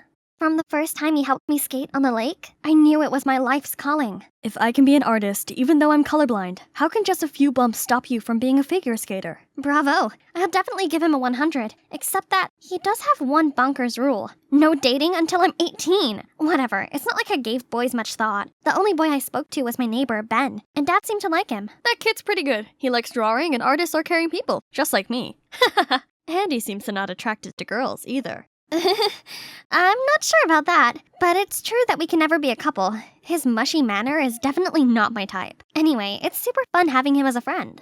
Since we were little, Ben always went along with anything I asked, from drawing me a unicorn picture from my room, giving me his only ice pop, to more exciting things, such as knocks and runs, and covering the neighbor's car in toilet paper. And now, he always escorts me to my skating practice a few towns away, and just sits there scribbling something until I finish. This whole month I've been practicing so hard for the upcoming big competition in town. I'm gonna bring a medal home. This is my time to shine. I started gliding, letting the rhythm control my movement. The cold, calming breeze pushed against me like I was flying. It's time for an axle jump. I sprang into the air like a cotton ball, but suddenly lost my balance and fell flat on my face. As a result, I was ranked 29 out of 30. Duh. But surprisingly, there was one judge giving me all high marks. Finally, someone saw my potential. I was beaming when this cute guy approached me. Hi, I'm Luke. Just wanted to say that you were absolutely on point out there. Oh, he's that guy. I really want to get to know you more. How about we hang out together? I'll take you somewhere as special as you are to me. This is definitely against Dad's rule. But oh boy, his killer smile made my stomach swoosh. So I ended up saying yes. I excitedly told Ben, but he gave me this sour-faced look. Hey, your dad will not be happy if he knows this. Just don't let him know. Luke is an expert, so he can help me hone in on my talent. You will keep this a secret, won't you? So here's my first date ever. Luke was so sweet. He complimented my ice skating and constantly gave me these loving looks. Our food arrived and delish! Bon appetit. I daintily tried the mashed potato and immediately felt the delicious taste of warm butter and chives and something pointy? A hairpin? I quickly stood up, demanding to see the manager, but Luke stopped me. Babe, you found the gift I prepared for you. Then he grabbed the hairpin and wiped it on his shirt and put it on my hair. Maybe this was a normal thing for guys to do on dates, right? Only his gifts show didn't stop there. Later I found a ring in my steak, then a keychain in my salad. You're cute, just like this Lotso. Isn't he the bad guy? But the cherries on top were the movie tickets in my sandwich. Luke, what's this about? I just hope we could bond over watching movies together. You hate it that much? No, I didn't mean that. Think about it. It was kinda weird, but also the sweetest thing that had ever happened to me. Luke had a funny way of showing it, but he made me feel special and giddy, and maybe in love? Before I could think straight, he was leaning closer to me. I closed my eyes and was ready for the most romantic kiss ever. But why were his lips so hard and unmoving? What? The menu? And holding it was Dad? You know this crazy old man? I am her father. Then Dad dragged an extra chair over to our table, plopped down, and started babbling on. Then, when Luke wasn't looking, Dad poured pepper into his coffee. Before I could say anything, poor Luke took a sip and spat it out everywhere. Sorry. I thought it was sugar. You see, I'm colorblind, so it was an honest mistake. After that, he accidentally splashed the sauce on Luke's shirt, then grabbed his glass of red wine and poured it over Luke, saying he was trying to clean it. Enough! Your old man is insane! No one will ever date you again. Then he stormed away. I was furious! How could Dad embarrass me like this? You're controlling, crazy, and do the stupidest things! You don't allow me to be me, and you just scared away my date! None of his apologies could move me. I had the right to make my own choices without Dad interrupting and being ridiculous. So I used my savings and moved out of my home to start my new life. This freedom was greater than great. I could talk to any guy and go on as many dates as I wanted. Only, I know there's always were extra eyes on me. Do you get the feeling someone's watching us? No way! It's just you and me! I've had a great time. Do you want to do it again? Ugh! What the fudge? If Dad thinks he can stop me by messing around like this, he's totally wrong. It did quite the opposite instead. I started dating loads of guys, even if I didn't like them that much. It was so nice being spoiled by boys, and my room was always full of their presents. I updated Ben all about my dating stories, but he just frowned. Yo, slow down. You want to speed date the entire town? Man, it's just dating. It's not like I've agreed to be their girlfriend or anything. But you don't even know them, or what their intentions are. My dad doesn't understand me. Why now you sound just like him? Fine, don't feel like you need to come here or give me rides or anything. I can make my own way to school and get my date to come with me to practice from tomorrow. I'm sorry, Doris. Ignore me. I'm probably just overthinking stuff. Yeah, Ben's Ben. He's still the one I could count on after all. Anyway, being a serial dater can cause troubles. I muddled up Gregory's interest with Ivan's, and I forgot I already told Anton my hilarious story the third time already. I was late for my date with Hector because my previous shift with Ryan went on longer than I expected. Ben being so exhausted from all of this dating, I fell asleep during my meal with Christian. Luckily for me, Ben was always there to help. What's up? You look exhausted. I don't know. Dating was fun at first, but now it left me no time to rest, and now I can't even distinguish those guys. Hey, what's so funny? Nothing. It's just nice not having to share you with an alphabet of guys. Don't worry, you're the only bee in my life. One day after school, a group of boys surrounded me and started accusing me of being a cheater. Hey, it wasn't like I was anyone's girlfriend, so it wasn't classed as cheating. I'm still single, so I can go on many dates as I can. Only, my outburst seemed to make them even angrier, as all these guys shouted at me. A cop walked over. Hang on, is that Dad? Hey, you boys stop bothering this young lady right now. I just finished a karate class already. I'll give you a piece of my mind. See? Hi-ya! What a bunch of weirdos. Thank God Dad came here on time to save me. But it's such a shame that he saw I was a helpless failure at everything. So my shame became rage. Who asked you to show up in magazine? Quit bugging me with all your nonsense. I can handle this myself. When I returned to my apartment, Ben was sitting there waiting for me. Overwhelmed with everything, I burst into tears. He pulled me into an embrace, and I instantly felt better. But then... Doris, stop with the games and just go home. Games? This isn't a game. This is my life. I deserve to live it how I want to. You're too much of a coward to ever understand that. As soon as I said it, I regretted it. Ben looked so hurt and mad. He just shook his head and left. I honestly thought he was the one person who would never leave. But whatever. I didn't need him, or Dad either. Now I had to prove to Dad that I was mature enough to handle independence and could find someone much better than Ben beside me. Just wait and see. Told you. Now God bless me with this guy, Mark, a super strong and macho BF who was always ready to protect me. Babe, look out! What? Just let me handle this. Then he moved me out of the way and punched right to the wall. Wow, that's a mosquito. Thank you for saving me. One time, we were strolling through the school's garden when I spotted Ben. I immediately gave Mark a cute damsel in distress look and said, Babe, I'm so tired. I think I'm gonna pass out. Don't worry, I'll take you to the hospital. Suddenly, he lifted me over his shoulders and carried me off. My head was spinning, and it made me want to faint. Literally. I begged him to put me down and let me sit for a while. Then, I suddenly saw Ben frowning at me. Seeing me totally fine without him, how can he not be annoyed? But who was that? She started staring at his art passionately. Then, can you believe it? She asked him to draw her, and he agreed. I can't stay here watching this ridiculous play, so I grabbed Mark's hand and pulled him away. But that night, I kept tossing and turning, and the image of Ben and that girl couldn't get out of my head.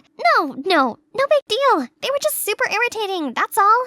Too many things happened, and now it's time for me to focus on my figure skating dreams again, with my sugar plum. As he went off to buy us some drinks, who should come over to me but my first date disaster, Luke? Oh, you're still ice skating. Just give up already. I only give you a high score so you date me. Don't flatter yourself. By the way, your crazy old man's still doing good? Shut up. My dad was right about you, you jerk. Jerk? Okay, this jerk will tell the rink manager to ban you from coming here for good. I stared at him, open-mouthed, not knowing what to say, when out of nowhere Ben appeared. I don't think the skating committee would be impressed by your fake scores, do you? All it would take is one email and you can kiss your position on the judging panel goodbye. How dare you! Then he left in anger. Right at that moment, Mark returned. Babe, skating sucks, just quit it. Let's go for some trampoline then. Doris, go practice. No one dares to ban you now. Who the freak are you? Mark, stop! That's Ben, my friend.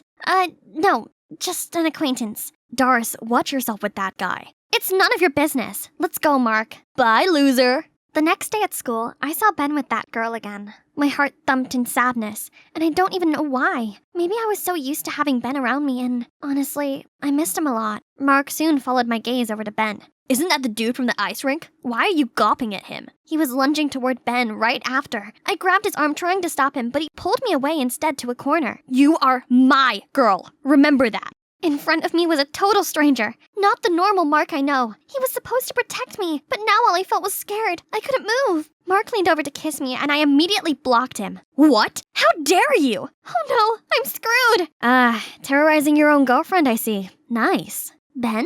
Right on time. You're so done with me. Then Mark grabbed a flower pot and charged at Ben, but I panickedly pushed him over before he could do anything with it. He stumbled about, mumbling something, when Ben's fist came out of nowhere. You want another punch? Mark waved his fist at him, but then turned around and hurried off. I stared at Ben. I couldn't believe my eyes. He was strong and protective, totally different from the soft Ben I knew all this time. Doris, I think it's time for you to go home. Have you ever wondered why your dad really did that? Ben was right, and the day's drama made me realize how much I missed Dad. I wonder how he was doing. I arrived back to find Dad sitting all alone, dozing off, amid a pile of mess. He was in stained clothes, and on the easel was an unfinished picture of me. With tear-stained eyes, I ran to him and held him tight. I'm so sorry for leaving. I thought I would be okay by myself, but I'm definitely not. I miss you. You're back. I miss you too, darling. I felt so bad for upsetting Dad. When I calmed down, we talked through our problems. Sweetie, I know, it's just hard. You're all I have left. I just worry you're too young to make the right decision and can't bear seeing these idiots hurt you. But Dad, I need experience to learn and grow too. Support me, will you? Of course. I always wish you can find a kind man who understands, supports you, and is always by your side, and makes you truly happy. All those qualities reminded me of someone. I kept chasing after trivial things out there, thus forgetting the one who was standing by me all the time.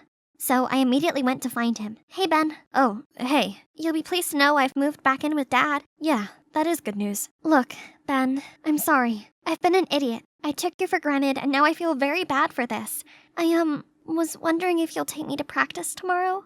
I'll think about it. And I didn't expect to see you confronting a tough guy like Mark. You're not just a timid, arty type, are you? Who says I'm timid? I'm only like that when I'm with you 'cause it makes you happy. I'm actually fully capable of looking after myself. And, you. Not every day a girl outside the aerospace community like me could attend this creative science festival thingy, but here I was, all thanks to my genius boyfriend Mike, who just got accepted into MIT's aerospace engineering program. This is all really interesting. So great that Mike brought me here. Hey, you ruined my project. Who are you? Sorry, I'm Mike's... Mike? I can't believe he's talking to another girl when his girlfriend is in trouble here. The girl followed Mike and immediately fixed the model I just broke. Such an unfortunate brain behind her flashy clothes. Shh, keep it down. She's Mike's girlfriend. Really? Our valedictorian is into airheads? Huh? I thought Mike and Liana were a thing. Liana, the pretty girl who just fixed a freaking spacecraft model in a split second, is being paired with my boyfriend? I'm Chloe, by the way. Sorry, I didn't introduce myself sooner. I just, never felt so self-conscious before. Mike and I have been together since high school. Back then, I was popular and had many boys chasing me. Everyone seemed amazed that a girl like me was with a nerd like him. But now, Mike's already an intern at NASA despite being only a freshman. Looks like he's a celebrity among his peers, and I was just his brainless girlfriend. For the first time ever, I felt like I had no place being such an elite student's girlfriend. I couldn't stop thinking about what happened at the science festival, so I decided to talk about it in my talk show, Bubble Buzz. Although I didn't show my face, I had heaps of listeners, and every time the show was on, they flooded my comments section with excitement. Welcome back, my friends. So today's topic is, can a person's heart change when they go to college? I have a friend, Sally. She's been with her boyfriend for 2 years, 10 months, and 21 days. But now he's gone to college in another state, living among new friends and new girls. Should she be worried that she'll become old news? Obviously, out of sight, out of mind. Your friend should dump him before he does. No matter how good a relationship is, it can't escape the 3-year curse. The 3-year thing is real. All high school romances are doomed in the real world. Mike and I had been together for almost 3 years. Was this 3-year curse really hitting us? Every comment seemed to believe it, while user Twinkle Star seemed to think this whole curse was silly. Curses don't exist. Relationships aren't easy. Both partners have to be willing to make an effort in their long-term relationship. 2 years or 10 years, it's irrelevant. Why does someone as serious as Twinkle Star listen to my show anyway? Since my early days hosting the show, this person always comments with confusing and boring quotes. I'm sure the curse was not a silly thing at all. Whether it was my 3-year friendship with my first best friend Ella, or my parents divorcing after 3 years of marriage, the 3-year milestone was real. Actually, I do know one couple who beat the curse. They're my grandparents. Grandpa's rather a cold and reserved person who only had eyes for his wife. So I asked Grandma what the secret to their successful relationship was. First, be grateful for your partner and not take love for granted. Second, know him better than you know yourself. Third, learn to forgive and apologize. Was that it? That wasn't exactly helpful. Our relationship was in a life or death situation and I needed to really do something. Right that moment, someone appeared in the kitchen and I couldn't believe it. My sister Mindy. I hadn't seen her in ages since she moved out with Dad. I explained my fears to Mindy and she seemed to understand exactly why I was so concerned. Don't worry, sis. I'll stay here for a while so I can help you two overcome this curse and reignite your passion. First of all, as Mike's the biggest nerd I know, you need to appear more academic. Taking Mindy's advice, I gave myself this academia aesthetic, then went to see Mike at the amusement park. Oh look, there he is. Huh? Chloe? You look different. Since when did you wear glasses? I've, always worn them, Mike. You must not have noticed. I stayed up late last night to watch a physics documentary. Now it's time to impress Mike with my knowledge about how water fountains actually work without electricity and run solely on gravity. How the fat in ice cream impacts the freezing point, and I could taste the fat droplets. And how G-force and inertia were taken into account when mechanics made roller coasters for the thrill. But he didn't seem impressed at all. Chloe, you're not yourself today. Are you okay? I'm not okay. I've been wiggling my foot at you for ages, but you never noticed my undone laces. You didn't let me try your ice cream first, as you always do, and you didn't notice the effort I put into learning all this sciencey stuff for you. I'm sorry. I have this big project on my mind, and... Mike Jenkins, you've changed. The Mike I know and love was attentive and wouldn't let me walk around with untied shoes. You don't love me anymore. It all got too much for me, so I hurried off. Well, as quickly as I could with my shoelaces flailing. As soon as I got home, I phoned Mindy and told her everything. I was so lucky to have my big sis. OMG, he did what? It sounds like he just doesn't care about you anymore. Do you think? Maybe he was just... No, if he cared, he would have come after you. Instead, he let you walk on dangerous sneakers. Mindy was right. Mike grew cold on me. This 3-year curse was real. Now what should I do? There's only one thing. You'll have to test him. I've been sitting here for the past hour, and Mike hasn't... Here he comes. This was Mindy's idea, faking a car malfunction and calling Mike for help. Wow, you're so good. I'd still be stranded here alone without you. You could have asked someone else or called a garage. There wasn't even anything wrong with... It doesn't matter. But you're my boyfriend.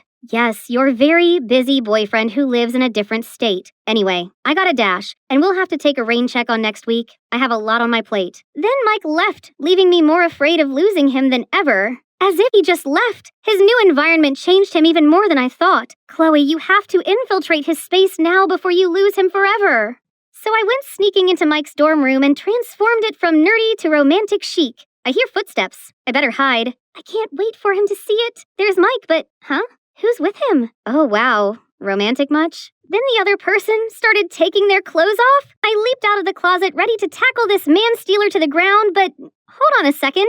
That's actually a man. Mike's roommate, Gus. Chloe, what are you doing here? I'm sorry. I just wanted to surprise you and ask you to come on a date with me today, tomorrow, whenever you're free. I told you I'm busy this week. I have an inspection tomorrow. So, you mean I'm bothering you? You don't need me anymore?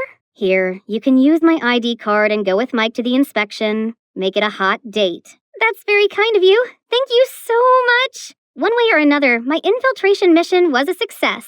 The next day, I came to this technical area with Mike and just stuck to him, not knowing what else I was supposed to do. Chloe, don't touch anything, okay? Mike, there you are. You have to come and see this. She dragged him off, and did she just smirk at me? Ugh! What an awful pick-me girl. She was obviously trying to separate us. No way was I gonna let her get away with that. I'd show them all that I deserved to be with him. While Liana's by herself walking around with a VR headset, I came to tell her to keep her hands off my boyfriend. Oh, there you are. Stay away from Mike. Little do you know that he has a girlfriend. You're just a clingy airhead that he's too polite to break up with. I'm the perfect girl for him, not you. I'm the most influential radio host on social media, and a third wheel like you call me an airhead? I'll make sure everyone knows what a horrible person you are. Really, so scary. As if I'll be worried about those pathetic gossip girls. How dare she? I pushed her, and suddenly, smash! Her headset broke into pieces on the floor. Oh no, Mike told me not to touch anything. What are you doing here? What happened? I'm so sorry, Chloe. I know that you're not okay with this whole thing, but I'm Mike's teammate, and we have to interact a lot. Nothing is going on between us. You're overreacting. Then she ran away in tears like she wasn't at fault. She's lying. I didn't say that. She said she wants. Chloe, enough. I'm too busy to worry about what chaos you're gonna cause next. I think we should take a break. He took the ID pass off me, leaving me feeling like my whole world had crumbled. After crying an ocean of tears, I decided to make this right. I threw away my ego and texted him first, but before I hit send, I received a message from Mike saying he was sorry and we would have a trip to celebrate our 3-year anniversary. This meant we weren't over and the curse wasn't true. Ooh, I needed to figure out which outfits to bring. I got everything packed and ready for our vacation of a lifetime. It was gonna be so romantic. But all of a sudden, Liana rushed to us and flung her arms around Mike. My pet dog, Nova, she's passed away. I can't be alone right now. I'd rather die. That lying party pooper. Poor Mike didn't know what to say, so she just jumped in the back seat without my permission. No problem. The more, the merrier. I'll invite my sister to join us too. Mindy proved to be super useful, always interjecting whenever Liana approached Mike. But Liana just became more and more shameless. She glued herself to Mike and had the audacity to lie down next to him, like I was invisible, and even ate his ice cream. Worse still, my oblivious boyfriend didn't seem bothered at all. She's more cunning than I thought. You need to step up your game. It was such a beautiful night, but that third wheel Liana was buzzing around Mike like a mosquito. Then she started talking about physics stuff, and now he's so caught up in their conversation, I may as well have disappeared. How could I make Liana see Mike loves me, not her? Well, I wasn't sure if he loves me anymore. Chloe, you long for attention so badly you're willing to hurt yourself. She's already hurt because of you. This is her special 3-year anniversary, and you invited yourself like how you've always wormed your way in. I bet you don't even have a dog. I diverted my gaze from a fake crying Liana to a confused-looking Mike. Chloe, what are you trying to do? I'm worried you've lost your passion for me because we're at the 3-year mark. We have different interests, and I can't help but feel insecure about us. If you keep acting like this, well, I just don't know. I've been thinking about our future too, and I've decided it's time for us to... Oh, no, this isn't happening. I think I'm pregnant.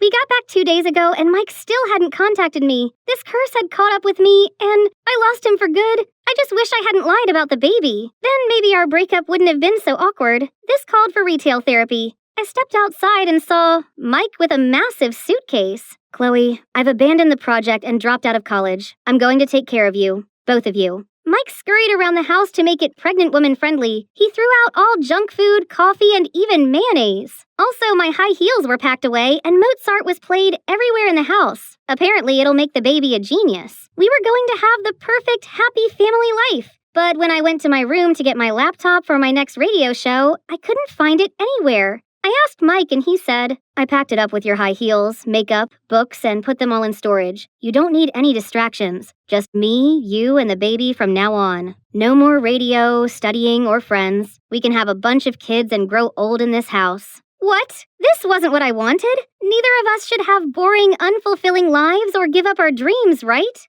I might not have my laptop, but I still had my phone. Welcome back. Today's topic is my friend Sally again. She lied about being pregnant so her boyfriend wouldn't leave her. Should she keep lying or tell the truth? This time, Twinkle Star appeared again. I know she's always been a brave girl who isn't afraid of admitting her own faults and correcting her mistakes. She should tell her boyfriend the truth and explain how much she loves him. Sounds oddly specific. Who's this person? Actually, Bubble Buzz, we know each other. Before I could ask him anything else, Twinkle Star went offline. Whoever that was, I think they were right. So I went downstairs to talk to Mike, only he wasn't there. Instead, Mindy jumped out of nowhere holding a pregnancy test and a bottle of Coke. I just need to dunk this in here and the plus sign will show up clear as day in case Mike has any doubt about the baby. No need to. I'm going to tell him the truth. Are you sure about that? What if Mike gets mad? I stopped and thought about it. No, as scary as it was, I couldn't do this anymore. I was looking out for Mike by telling him the truth. Where was he? He had to be around here somewhere. Liana, why was she here with Mike? Mike, I'm sorry, but Chloe's not pregnant. She admitted on her radio show. You deserve to be with someone who wouldn't make up such awful lies. Someone like me. Oh no! I lost the chance to tell him firsthand. Now Mike would never talk to me ever again. Chloe, wait. I couldn't turn around and bear the disappointment in his eyes. I couldn't blame anyone, any third wheel or curse for destroying my relationship. Hey there, I know this is an unscheduled show, but I wanted to talk to y'all. That girl I talked about yesterday, Sally, well, she's me. I faked being pregnant to keep my relationship, but my boyfriend hates me now. I was so terrified of this 3-year curse that I became this jealous monster. Mike even dropped out because of me. I'm so selfish for expecting him to spend every minute of his day with me. He needs his own life too. We both do. It's the time apart that makes our time together more exciting, and our love more passionate. Now we've broken up, and it's all my fault. I stopped to catch my breath. Who told you I wanted to break up? Didn't you say you thought carefully about our future and made a decision? You know what? After all your silly shenanigans, including faking your pregnancy, I'm still madly in love with you. So the decision I made was, Chloe Ruth Evanson, you're crazy, kooky, and one of a kind. I can't stand the thought of not having you in my life. Will you marry me? Yes? But, Mike, after our engagement, you should continue your studies, projects, internship, and whatnot. You don't have to stay by my side all the time. What? I thought you'd like that. We can be together all day and make enough babies for a soccer team, right? Relax, I'm just kidding. I knew you were lying about the baby all along. Your grandpa told me. Turns out, Twinkle Star was none other than my grandpa, who saw that I needed some guidance and tried to give me objective advice. Mike only went along with the lie to tease me.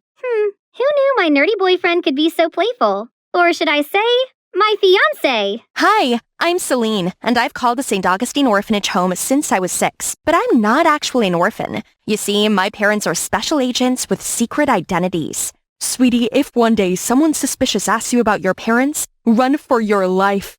I was used to these fleeting, ghost-like visits from my parents. They often took turns sneaking in and out at night, spending the little time they had with me, and always came together for my birthday. And even though I didn't see them much, they taught me some awesome skills. By the age of 12, I was fluent in 5 languages, could play a variety of instruments, and do a butterfly kick on anyone who needed it. Despite living a secret life and not seeing my parents as much as I wanted, I still felt lucky that I had them both in my life. It's my 17th birthday, a day I should be super excited about. You see, my parents always visit me together on my birthday, but I've been waiting here for ages and there's no sign of them. This was the first year this had happened. I didn't like it one bit. Something was definitely up. The next day in church, we were singing hymns when I spotted this strange man in the crowd staring at me. My instinct were telling me something was up, so I eavesdropped on him talking to a nun. That girl with blonde hair. How exactly did her parents pass away? He asked about my parents. That meant my life was in real danger. I fled with all my survival skills right away. What really happened to my parents? Have their identities been revealed? I didn't dare to think about it. So I made sure no one was following me before going to the subway and looking for a baggage locker. This was where I needed to come in a run-for-my-life situation. I waited until nobody was around before I opened it with my key. Inside was some money, a dossier documenting a girl's life from childhood to old age, and a letter. Our darling Celine, we're very sorry that you didn't have the normal childhood you deserved. Please don't ever doubt that we cherish and love you with all of our hearts. If you're reading this, it means our identities have been compromised. We've included the documents for your new identity. Stay strong. We will reunite soon. You're a loving mom and dad. XO. If my parents could arrange all this for me, I believe that they could handle anything and come back to me soon. So here I am, under my new identity, Diane. Australia, here I come. My parents left me just enough money to start a new life here, pay for rent, and tuition fees. How perfectly ordinary. Diane's parents were researchers way in the Arctic. She's from a basic family and attended normal public schools, then worked as an office accountant, did not marry or have children. Everything was boringly safe. The thing is, if I was going to be someone else, then I should at least be someone fun. So I didn't start school. Instead, I created and adopted the identity of 20-year-old Harper and started my first money-making idea, marriage on demand. With all I'd learned from my parents, I could make a whole lot of money and at the same time experience how a normal family would look like. Perfect! First, I became a Harvard doctor graduate, so this privileged guy's parents would give him his inheritance. Next, a posh aristocrat who saved my client from a dreadful arranged marriage. And then, a sweet-natured girl who helped my client intimidate their seriously mean friends. As soon as my clients achieved their goals, the contract ended and we went our separate ways. Before I knew it, through my Harper alias, I'd married 9 guys in just 8 months and become eye-wateringly rich. But as it turned out, the cases I took were all abnormal families. This 10th contract would be my final case. Then I'd say goodbye to Harper and attend college as Diane before I lost all faith in ever getting the family of my dreams. But while driving to my rendezvous, I swear that car was following me. It could be my parents or someone dangerous. Only one way to find out. Now I just had to wait. If they were dangerous, I'd drive straight off this cliff, then swim to safety. Then I saw this gormless, grinning guy peer through my window. He held up a temporary girlfriend contract. Hey, I just want to talk. Could he be my 10th client? Either way, he seemed harmless, so I stepped out of the car.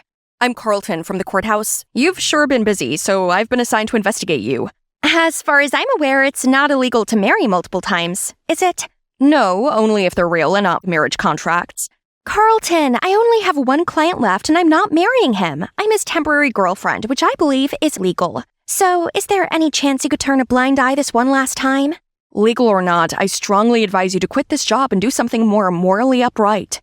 Just then, a black car pulled over and a man walked straight towards us. Oh no, had they found me? I'm sorry for getting you into trouble. I turned around, ready to jump, but Carlton suddenly held my hand back. No need for that. My boss won't eat you alive. Besides, I haven't told anyone about the contracts yet. Oh, so this man's his boss from the court? Turns out he and his wife happened to see Carlton on their way to the airport and just came to say hi. Hey, Carl, it doesn't say much if this girl would rather jump into the sea than date you. He looked really awkward and I felt bad for the guy. Without thinking it through, I clung onto his arm and gave him my best adoring look. Actually, we're deeply in love. I'm an adrenaline junkie, but you know Carl, he's just so strict about things like this. You're right, Carl is rather stiff. If you loosened up a bit, you may have been promoted by now. After they left, I explained to Carlton that's what my job is, helping nice guys out of unnecessary trouble. Nothing immoral about it. I was about to leave when he suddenly stopped me. I could see his attitude changed. Please, make a contract with me. I know you could help me improve my communication skills and get me promoted. You can see how desperate I am right now. I wasn't sure. I mean, number 10 was meant to be my last client, but just look at that clueless face. Fine, but in return, you must be an attentive boyfriend, and I want to have dinner with you and your family every evening. Carl looked a bit confused, but he agreed to my demands. This was probably my last chance to experience a family life. I have a strict don't be wife 2 people at the same time rule, so I'm meeting my other client to gently turn him down. Celine, is that you? Celine? He knew my name? OMG, that's Madison, the genius pianist from the orphanage. Oh no, this was terrible. He could blow my cover. I was adopted and go by Harper now. My adoptive parents turned out to be a letdown. I had to fake my identity so I could work on my own. I understand. It's so hard for orphans like us to survive. Yes, it sure is. Look, Madison, things got pretty difficult for me, so I had to take another job in a hurry. I can't do 2 jobs at once. I'm sorry I have to cancel our contract. Yeah, about that. I already publicly announced I have a girlfriend just a second ago. Pianist prodigy Madison confirmed he's currently dating someone? Madison, I really can't do this. Just tell me who your client is. I can make a deal with him. I can't be with them both, so I called an emergency meeting for them to plead their cases. An article accused me of inappropriate behavior towards female artists. It's completely false, of course. I need a girlfriend to distract the public and make them see I'm not a jerk. I want this promotion. If you won't help me, I'll expose you publicly. Pfft, like that matters. I'll just take you back to the US. No, I can't go back there, and I don't want any attention from people either. This is what I'm gonna do, Carl. I'll be your girlfriend on weekdays and do anything I can to help you get promoted. In Madison, I'll be your girlfriend, well, pretend to be your girlfriend on the weekend. But my face has to stay out of the media, okay? Once this is done, then it's goodbye Harper and hello trouble-free, simple Diane. All I have to do is play some music while Madison listens and lets the paparazzi snap photos. I've always admired the way you play music. It follows no rules, but that's what makes it so fearless and fun. His comment made me pine for my parents. They were the reason I played like that. They taught me in the dark, told me to flow with the rhythms without any rules. I miss them so much. I must admit, I'd always had a crush on you. When this is over, I want to protect you. I want to be your family. This was sweet, but he didn't know that I already had a family. I just needed to be patient, then eventually they'll be back. On weekdays, I joined Carlton for lunch at work and helped him talk to his coworkers and grumpy boss. Then in the evening, I went to his house and gave him tips on how to be more charismatic, make people trust and warm up to him. I also taught him how to walk without slouching and politely greet people. Hi, Mr. Chair. You look great today.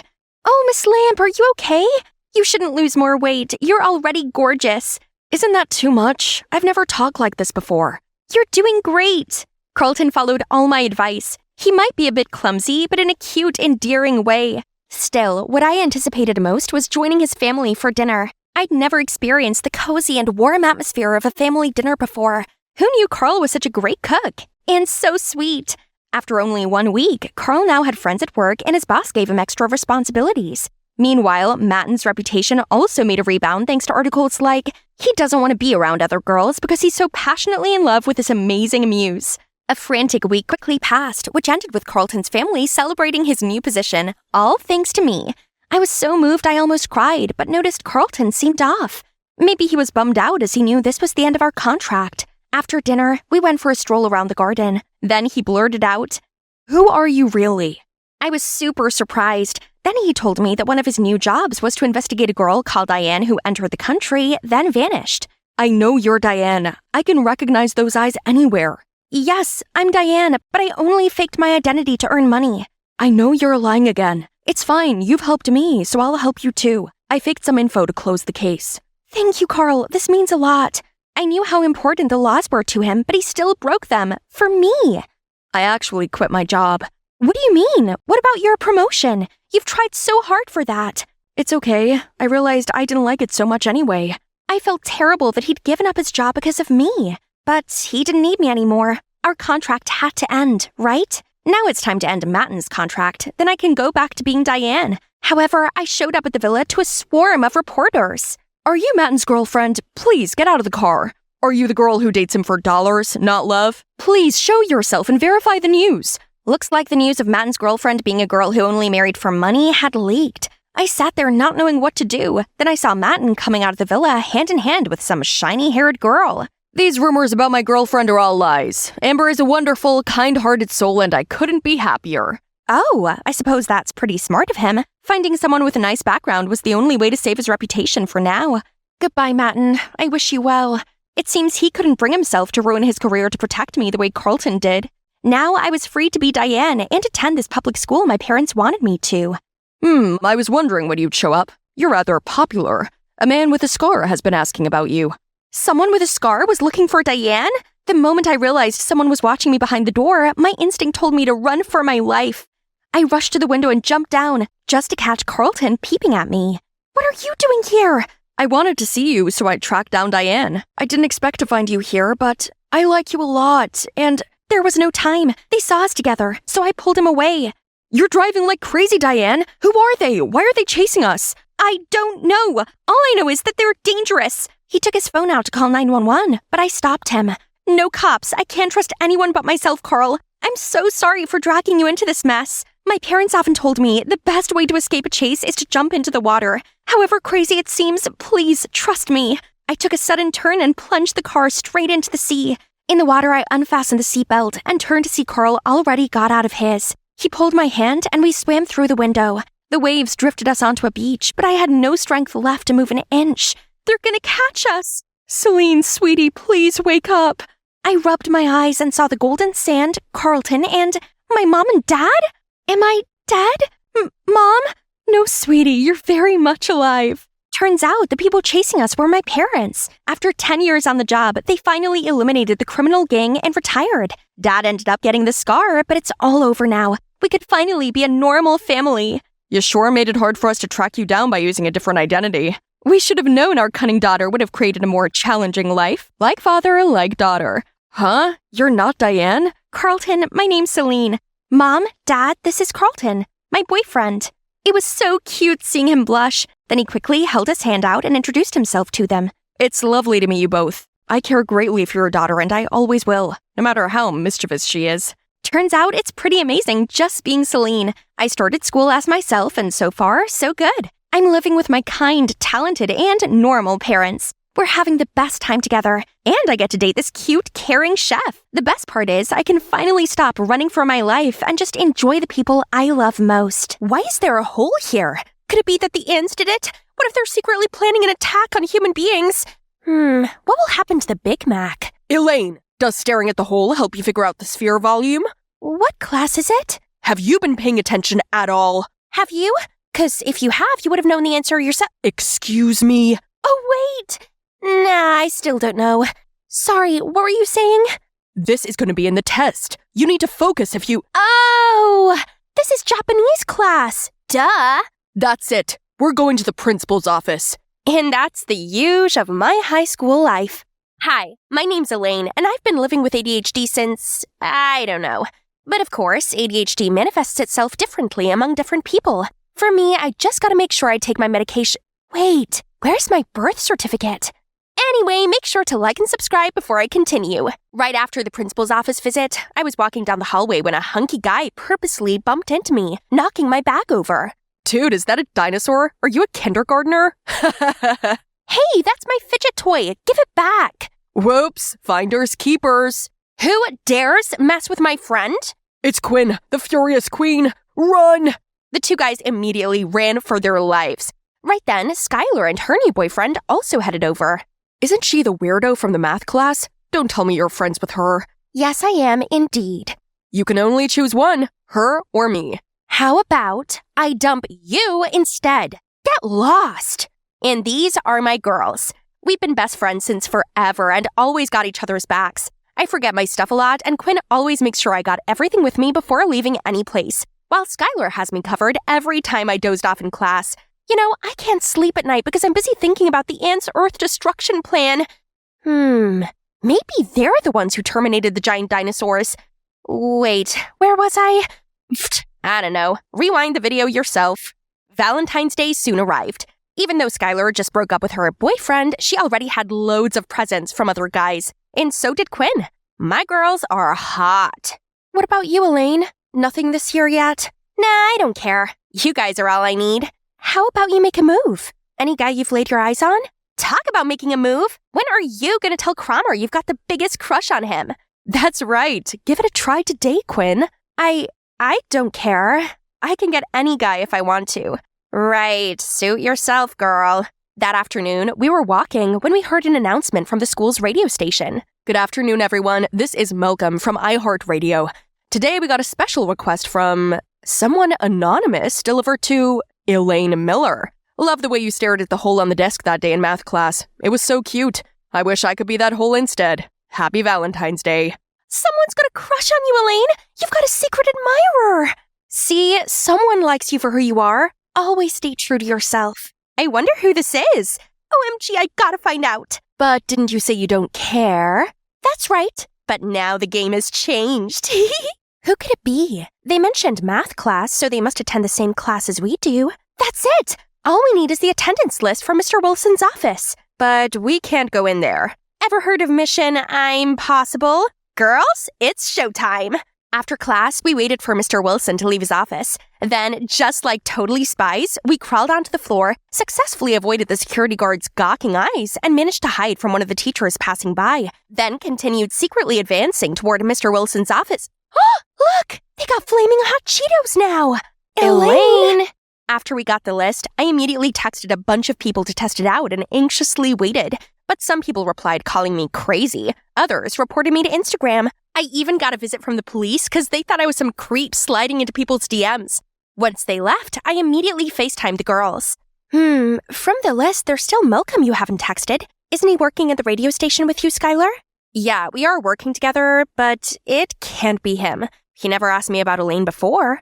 Who knows? You weren't working at the radio station today, were you? My money's on him, Elaine. What should I do? I can't send messages on Instagram anymore. How about writing to him? You know, the old-fashioned way. So I prepared a love letter for Malcolm and even designed a cute envelope for it. But then I got too invested in designing the envelope, I forgot all about the letter. When I finally remembered the letter, I walked all the way back for it. But of course, my ADHD brain had to mess it up again. Not until the day when Quinn and Skylar came over and I couldn't find my doctor's envelope anywhere did I realize I'd sent Malcolm my ADHD prescription instead of the letter. We immediately flew to Malcolm's house just as the mailman dropped off the prescription envelope out front. Seeing Malcolm walking out, I frantically ran to the other side of the street and started doing the craziest dance to get Malcolm's attention. Suddenly, I tripped and fell flat on my face. Malcolm rushed to help me up and got me inside his house. We chatted a bit as Malcolm worked on my arm. Elaine, right? We share a few classes together. We do? Yeah, you always sit near Quinn and Skylar, right? I saw you snoozing in class sometimes. I guess so. Look, Malcolm, did you give me the message on the radio? Ah, the confession. Well, it's not me. I'm not your secret admirer, but that doesn't mean I don't have a chance, do I? Skylar talks a lot about you, and I've always wanted to talk to you in person. Speaking of Skylar, it's our girls' night tonight. Bye! And thank you. I finally managed to calm my hyperactive heart down when I got back to my room. Is Malcolm the secret admirer? He's not. How embarrassing. See? Told you. We're pretty close. He would have told me already. But he seems to like me. Really? I mean, I saw the way he helped you up when you fell. It can't be. Let's focus on finding your real secret admirer. But that doesn't mean I can't hang out with Malcolm while finding my secret admirer. Turned out we both shared a passion for hip-hop. He can make super catchy beats for me to rap. Just kidding. Animated Story Show wouldn't let me. Comment down below if you want a separate video of me rapping. Since then, we started hanging out more often. Malcolm is such a caring and patient person. Sometimes my ADHD kicked in and I cut him off while he was speaking, but he never got mad and just patiently waited for me to finish. Another time when I was blabbing nonstop about whatever was in my mind, I saw him counting. What are you counting for? How many times you switch topics within 2 minutes? Oh, sorry. No need to. I find it cute, actually. Later on, as we parted ways, I saw Skylar waiting for me, looking a little sad. Hey, what's wrong? I'm gonna be honest with you, 'cause we promised each other. I've actually had a crush on Malcolm ever since we started working together at the radio station. What about your recent boyfriend? Oh, it was just a fling. I just can't stand seeing you with Malcolm. Anyway, don't take it personally. Sorry, I gotta go. Skylar had a crush on Malcolm? But I do enjoy being with him.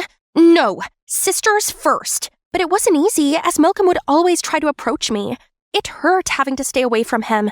Every time he got close, my heart would beat like crazy. But I also don't want to upset Skylar, as she started distancing herself from me and Quinn. I actually quite like Malcolm.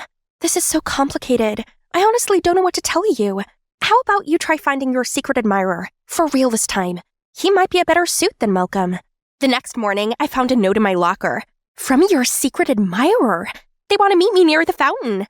But when I got there, I saw another note asking me to come to the bleacher. This better not be some silly prank. When I arrived, I was shocked to see Cromer sitting there by himself. He can't be behind the notes, right? Guess I'll find out now. Just a little closer. Closer. Suddenly he looked up and stared straight into the camera. I was about to run when he caught me. Hey, Elaine Miller, right? You could have asked me for a picture. Didn't know you have a thing for me. No, it was an accident. Since then, I made sure to be more discreet to see if Cromer was the secret admirer. But man, it's like this guy got the sixth sense or something. Hey, what's wrong? You look nervous. It's because she likes me. She even tried to take pictures of me, right, Elaine? It's okay. I noticed you watching me recently. Come on, just admit it. I know I'm irresistible. Why are you doing this? You know I like him. No, let me explain. You know, I even thought it was a misunderstanding between you and Skylar. But you know what? Now it seems like you just want to steal from us. Hey, guys, chill out. What's going on? You chill out. Do you even know Elaine said she liked Malcolm too? And now she's also taking Cromer. My Cromer. Hey, about Cromer, it's not what you think. And Malcolm, it's not like you and him are a thing. I have as much of an equal chance as you do, don't you think? Then why were you following him just then? And you even took pictures of him?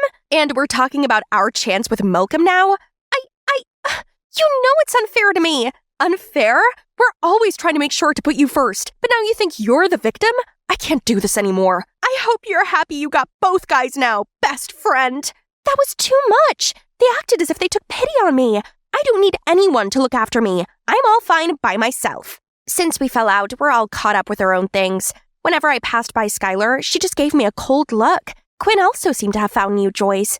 I managed to get by just fine, but it felt like something was missing. One time, I was walking when I spotted Skylar and Malcolm surrounded by a crowd. Turned out, Skylar confessed having a crush on Malcolm and asked him out, but he rejected her. The crowd couldn't miss the chance to mock her. Suddenly, I remembered how Skylar used to stand up for me, and I felt so bad for her. So, I decided to defend her this time, but she just ran out of there. I tried to catch up with her, but Skylar wouldn't listen. Suddenly, she crossed the street without looking, and a car came crashing into her. I frantically ran to check on her, and we immediately got her to the ER. Thank God she was fine, just a couple bruises and scratches, but she refused to let me in. That night, I tried to call Quinn, but it kept sending me to voicemail. But I've made up my mind. I kept ringing her bell and insisted on waiting till she showed up. She finally gave in. Hey, I'm sorry for— Oh, you're sorry for me? No need to take pity on me. Just enjoy your happiness. Malcolm rejected me because he chose you. Happy much? Now just leave me alone, you ruthless, self-centered. Then she slammed the door shut in front of me, leaving me all stunned there. Ha! What a show. This should totally be on Netflix. Cromer? Why are you here? I live right next door, so I see Skylar doesn't want to see you. But I do. Get off of me! I never liked you! Are you playing hard to get now, pretty little thing? Right then, Malcolm appeared out of nowhere and bolted to punch Cromer in the face. Didn't you hear what she said? Leave her alone. Can't believe Quinn and I are arguing because of you, creep. If only Quinn knew who her crush truly was. Quinn likes me? Huh, could have told me earlier. What else is he up to? Anyway, thank you. Why are you here? I heard Skylar got into an accident right after the, incident, so I wanted to pay her a visit. Now that you're here, I just want to let you know, actually, the one sending you the confession on the radio that day was Skylar. What? She just wanted you to feel loved and not left alone on Valentine's Day. I was going to give it some time before telling you, but things got complicated all too quickly. Anyway, now that you don't have to find out who your secret admirer is anymore, would you want to go out with me? As a girlfriend, I mean? Malcolm, I do like you a lot, but I just can't bring myself to hurting Skylar ever again. I'm sorry. It's okay. I understand. Guess I'll see Skylar another time then. I'm so sorry, Malcolm. Later, I arrived home to Mom packing some boxes. Can you check if you still need these from the attic? Otherwise, they have to go. I opened up the boxes to find old pictures of me, Skylar, and Quinn inside, and I immediately burst into tears. We looked so happy together, like nothing could split us apart. That's right. We're sisters. I gotta make things right. The next day, after the first period, I came looking for Skylar. Gosh, I'm so anxious. Where's my fidget toy? What if Skylar's still mad at me? Looking for this? Yes! Skylar, I need to talk— Me too. I'm sorry, Elaine. I was so hurt and embarrassed yesterday that I said nasty things to you. And you were right.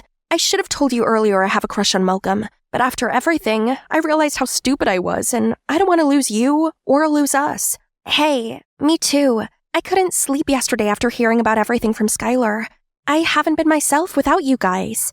Oh, me neither. You guys mean the world to me. It turned out Skylar also gave me the locker notes that day. She said she wanted me to give up on finding the secret admirer, and Cromer just happened to be there. After that, I also told Quinn and Skylar about the fight between Cromer and Malcolm that night when Cromer himself showed up. Hey, Quinn! I just realized I've always liked you. I'm sorry your friend Elaine liked me, but you are my perfect match. Be my girlfriend, will you? Skylar and I immediately gave each other a worried look when, Cromer, you know what Lady Gaga would say? Caught in a bad romance? I know I'm too handsome. You can't resist. She'd say, women stick together, you jerk. Cromer immediately ran away in embarrassment. What a loser. Oh, by the way, Malcolm left to study abroad today and he sent his goodbye to you. I feel so bad about you and Malcolm. It's okay. Right person, wrong time. From then on, us three were always by each other's side and graduated together. We even went to the same college now and made sure we go to every party together. One night at a music festival, I was waiting for Skylar and Quinn to get back from the restroom when they started playing Kendrick Lamar. Hip-hop would always remind me of someone now. Suddenly, a handkerchief was handed to me. I saw you from afar. Is this the right time to get your number now? Hey, I'm Lydia. It might seem like this enchanting forest is real, but it's even better. It's VR, and you're looking at its creator. This is nature at its most perfect form, unpolluted, a home to many wild creatures. Those are actually my friends' avatars. One of them is Layla, my best friend, my only real-life friend. All the kids used to think I was a freak for my obsession with plants and nature. Then I met Layla, who was also a nature geek in the neighborhood. I knew right away that she and I were going to be best of friends. We loved all the same weird things, like pickled garlic and growing peppers to make pepper spray. We were basically inseparable, and with Layla by my side, I couldn't care less about what the other kids said anymore. But my world suddenly turned upside down when Layla graduated high school and had to move out for college. Saying goodbye filled me with sadness and fear. Layla was my only friend, and I would feel lost without her. So she came up with the idea of using VR to keep me company. Little did I know, it completely changed my life. VR opened a whole new world for me, giving me the tools to build the land of my dreams, a place where Layla and I could hang out and explore nature the way we used to. Soon enough, I quickly got a grasp on VR and became a big-name player in the game. Before long, my life was more virtual than reality. Suddenly, everything was black. I took off the VR headset and Mom and Dad were standing at the door. Why are you still here? It's the middle of the school day, for God's sake! You've had your head buried in that game since your junior year. Enough is enough! You know what? We've been too easy on her. You need to get into a college at the end of the school year, or we will kick you out of this house! Then how am I supposed to play VR? You know it's my life! Not my problem. You're 18. It's time for you to grow up and face reality. Mom! I'm with your dad on this. Now hurry up and get to school! Later, I reached out to Layla for help. Why don't you apply to my college? Huh, that seems like a good idea. I'd get to see you in person again. Right? You'll be out of your parents' reach, and it's an easy school to get into. They just need your high school transcript. Simple. Girl, say no more. Sign me in. Months passed, and it was finally college admission day. Man, it is packed here. Where could I find the school garden? There it is. But where's Layla? There was only a boy sitting here reading a book. He was literally glowing in the sunshine. He suddenly looked up and our eyes met. That was so awkward. Lydia! Oh my God, I'm so glad you're here! Finally, we've reunited after 2 years! Layla, I missed you too! Oh, you look different. The girl standing in front of me was totally dolled up from top to toes. What happened to her? Oh, you know, I found my style ever since I got here. Don't worry, I'll help you out with your style too. But I like my style. Anyway, do you know what major you're in? I haven't decided yet. Better hurry up. Our school has a rule. To stay here, you have to choose a major within your first week. But no biggie, just go to my department, Greenhouse. I'm the class president now. Come on, I'll show you around. Then, Layla led me to her department infrastructure, and I was absolutely impressed. It was equipped with modern experiment and technology and exotic plants. Right then, a group of students swept past me and flocked around Layla. She introduced them as her new friends, but they just gave me the screening from head to toe, then straight up ignored me. Ugh. Rude? Whatever. I need some alone VR time anyway. I put on the headset and doing some boxing moves, but accidentally knocked over something in real life. Layla, why is your friend wearing the VR thing and breaking our stuff? Don't you dare tell me she's from VR. No. She just uses VR since she's socially anxious. I'll talk to her. Lydia, listen, if you're going to become a greenhouse major, you have to lay off the VR a little bit. You can't be carrying the headset around campus, okay? I confusedly nodded my head. Isn't she also playing VR with me all the time, though? Afterwards, I went to get settled into my dorm room to find a girl playing my fave VR motorcycle race while riding her hoverboard. She's good, but I'm the boss of this game. Instantly, I joined the race and quickly passed her. But man, this girl was fierce. We ended up reaching the finish line at the same time. Whoa, that was epic! I'm Lydia, by the way. It's my first day and I'm assigned to this room. You must be my roommate? Yep, I'm Christine, class president of the VR department. You seem to know VR really well. How long have you been playing? I'm kinda new. Just started 2 years ago. Sheesh, you've got games, girl. Wanna join our department?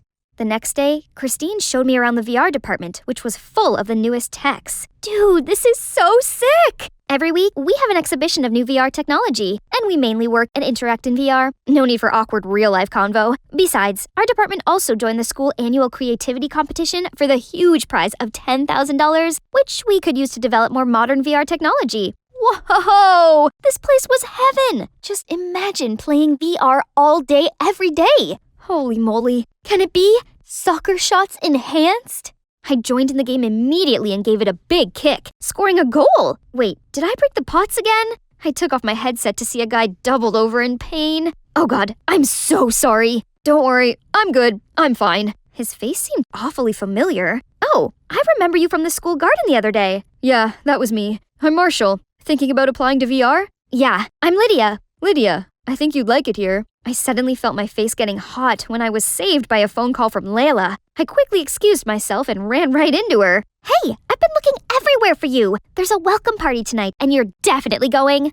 No party. Oh, come on. I'll introduce you to our research group. You've heard about the creativity competition for departments, right? Greenhouse is in it to win it. But no buts. Let's get ready.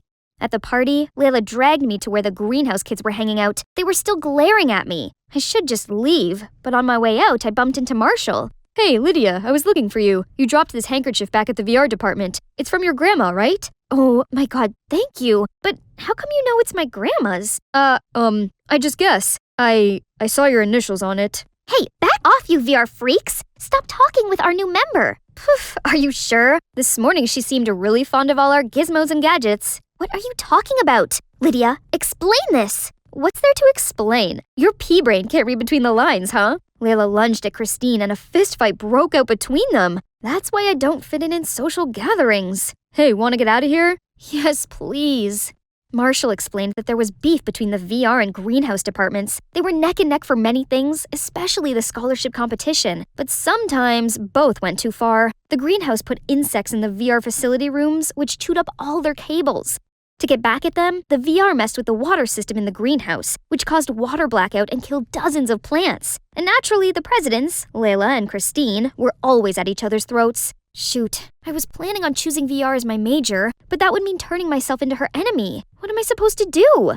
I tried turning back to VR to take my mind off things, but I could hardly concentrate. Lydia, why is your head stuck in the clouds? I've been thinking, I want to be in the VR department. Greenhouse is good, but I'm not sure it's for me. I just don't want us to be enemies. It's okay. We're still friends no matter what you decide. Just follow what feels good in your heart. Aw, she'd put me above all her rivalries? She hadn't changed so much after all. First thing the next morning, I went to apply to the VR department, then caught sight of Layla. Hey, Layla, I made my decision. I've applied for VR department. What? You can't be serious. Choosing VR would mean you're just throwing away your dream and living in an unreal fantasy. Unreal? It's more real than the cool girl with hot friends thing you've got going. And why would you tell me to follow my heart when you clearly didn't think I should? I told you that? I nodded my head, confused. I might have slipped my tongue or something. Just think about it again. Something was off. I swear she really seemed genuine yesterday. Over day, I got back to my dorm room only to find out my headset cracked and wouldn't turn on. Who did this? Freaked out, I only thought of one person who could help me fix it now. Marshall. It would take a few days to fix it. Oh no, I couldn't pass a day without VR. I think you'll find something to do. Like what? You're more than welcome to hang here. Dang, this guy's cheeky. Suddenly, Marshall's phone rang, and he excused himself for a few minutes. I looked around his room and noticed 2 VR headsets on the table. Maybe Marshall wouldn't bother if I borrowed a spare set, right? As it turned on, my own Forrest appeared in front of me. Was he following me? I clicked on his profile to see. He was logged in as Layla, my friend Layla. So the Layla I've been talking to was not the real Layla, but Marshall? How long had this been going on? And did Marshall know me from the beginning? Lydia? I took off the headset to see Marshall standing there, stunned. What's this? Explain to me now! It all started when I got my department's pricey drone stuck on the roof of the greenhouse building. Layla was up there, so I begged her to give it back to me. She only agreed under one condition, that I had to use her VR account to play with you, without telling you that. At first, I only did it as part of the deal, but after a while, I find her the funniest, smartest, and most creative girl, and I couldn't help but spending time with you. You're telling me that this whole year I've been talking to someone I thought was my best friend, but it was actually just some random guy, and you have the nerve to keep lying to me? Marshall, give me my VR and stop hovering around Lydia or she's gonna find out. She already did. Lydia, I can explain. Was it because of the stupid rivalry between Greenhouse and VR? What's so important about it that you had to lie to your best friend? You've changed, Layla, and I don't think you're my friend anymore. I stormed off, fighting back tears. I couldn't look at either of them any longer. When I got back to my dorm, Christine was already there. I asked her about my VR headset. I actually saw that Layla around our room earlier. She must have done it. That was a low move, Layla. But I was too fed up with her to even be mad. The greenhouse department could be trying to sabotage us again. Now, this is war. I'm going to gather everyone so we can plan our counterattack. Whatever, this rivalry thing is ridiculous anyway. On my first VR-free day, I was the only person in my class without their headset. Even the professors engaged through VR. All I could do was sit and stare at people, which reminded me of those lonely days before Layla came into my life. The next few days kept on repeating themselves, until one day, my body started boiling, and my head was buzzing like it was full of bees. Professor, I'm not feeling well. I need to go back to my dorm. But he didn't flinch one bit. No one did, except this guy. Hey, need an aspirin? He extended out his hand, but there was nothing there. A virtual pill? Seriously? No, it doesn't work. Aw man, bummer. I tried getting up, but my body grew heavy and weak. I kept calling Christine across the room, but no use. If only Layla was here to help me right now. No, Lydia, you can do this on your own. I leaned on the wall to prop myself up slowly, made my way back to the dorm. I was so close, but my knees trembled and I collapsed. Just then, someone came to scoop me into their arms and picked me up. I woke up in a bad headache to see Marshall cooling it down with a damp towel. Hey, you're awake. Here, have some soup and take some medicine. What are you doing here? I came to return your VR but saw you collapsing, so then I helped you into bed. I know you don't want to talk to me right now, but this was urgent, so thank you, Marshall. I threw myself into his arms and burst into tears. I thought no one was gonna help me. He wrapped his arms around me, and I finally felt safe. The next day, thanks to Marshall, I felt loads better, so I went to watch the department's creativity contest. The greenhouse presented their newly bred plant species and got the highest score so far. VR, on the other hand, wasn't so lucky. Our newest development in headsets, exploded. Christine didn't take it well. I tried to comfort her, but she just brushed me off and stormed away. Suddenly, Layla rushed towards me and pulled me into a corner. Lydia, I just want to say I'm sorry. Ever since I got here, I became the center of attention in the VR department, and I got so wrapped up in it. I had to give up playing VR with you. I don't know, Layla. Why couldn't you just tell me that? I didn't want you to be alone. You were always online, so I guess you didn't make any friends back home. That's true. This might sound ridiculous, but only now have I realized that VR isn't everything. No virtual reality can replace the real world, and real friendship goes through all kinds of ups and downs. But it lasts, just like you and I. I'm glad you realized that, and I just want to let you know, no matter what department you choose, I'll support you. Unconditionally. Thanks. But hey, why did you break my VR headset though? Your VR? No, I didn't do it. I swear. Then how come Christine blamed it on you? I ran down to my dorm to confront Christine, but she wasn't there, and she didn't return for the rest of the night.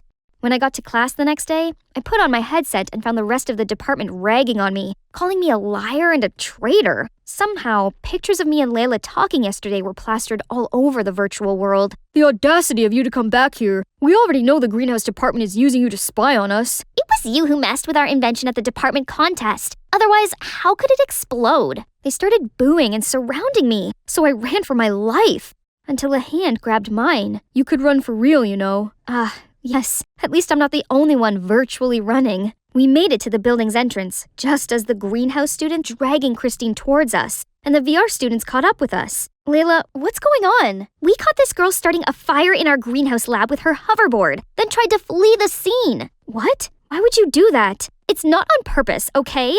Then tell us the truth, now. Fine. So, a day before the department's competition, I secretly made an adjustment to the VR model, but somehow it caused an error and we ended up losing the prize. I was so mad that I decided to take it out on this greenhouse bunch. Last night, I snuck into your lab trying to take away all of your research, but suddenly, my hoverboard overheated and exploded, causing a fire to spread everywhere. I freaked out and left. You know the rest. Yeah, thanks to you, our lab was burnt to the ground. You're lucky no one got hurt. And you had the nerve to blame Lydia for losing the contest. I had to, otherwise the entire department is on to me. Oh, not just the VR department. Now everyone was furious at this crazy manipulative witch. What about my VR headset? Did you break it too? Well, that's just a little trick to get you and Layla to fight. You do belong to VR department after all. That means no making friends with Greenhouse. Right, guys? Guys? You've gone too far this time, Christine. And this rivalry thing is ridiculous anyway. Look where it got you. The VR students couldn't have agreed more. They immediately voted to impeach Christine from her class president role before turning her into the administration. They then apologized on Christine's behalf and offered to help the Greenhouse rebuild their lab. Of course, Layla and the Greenhouse department agreed.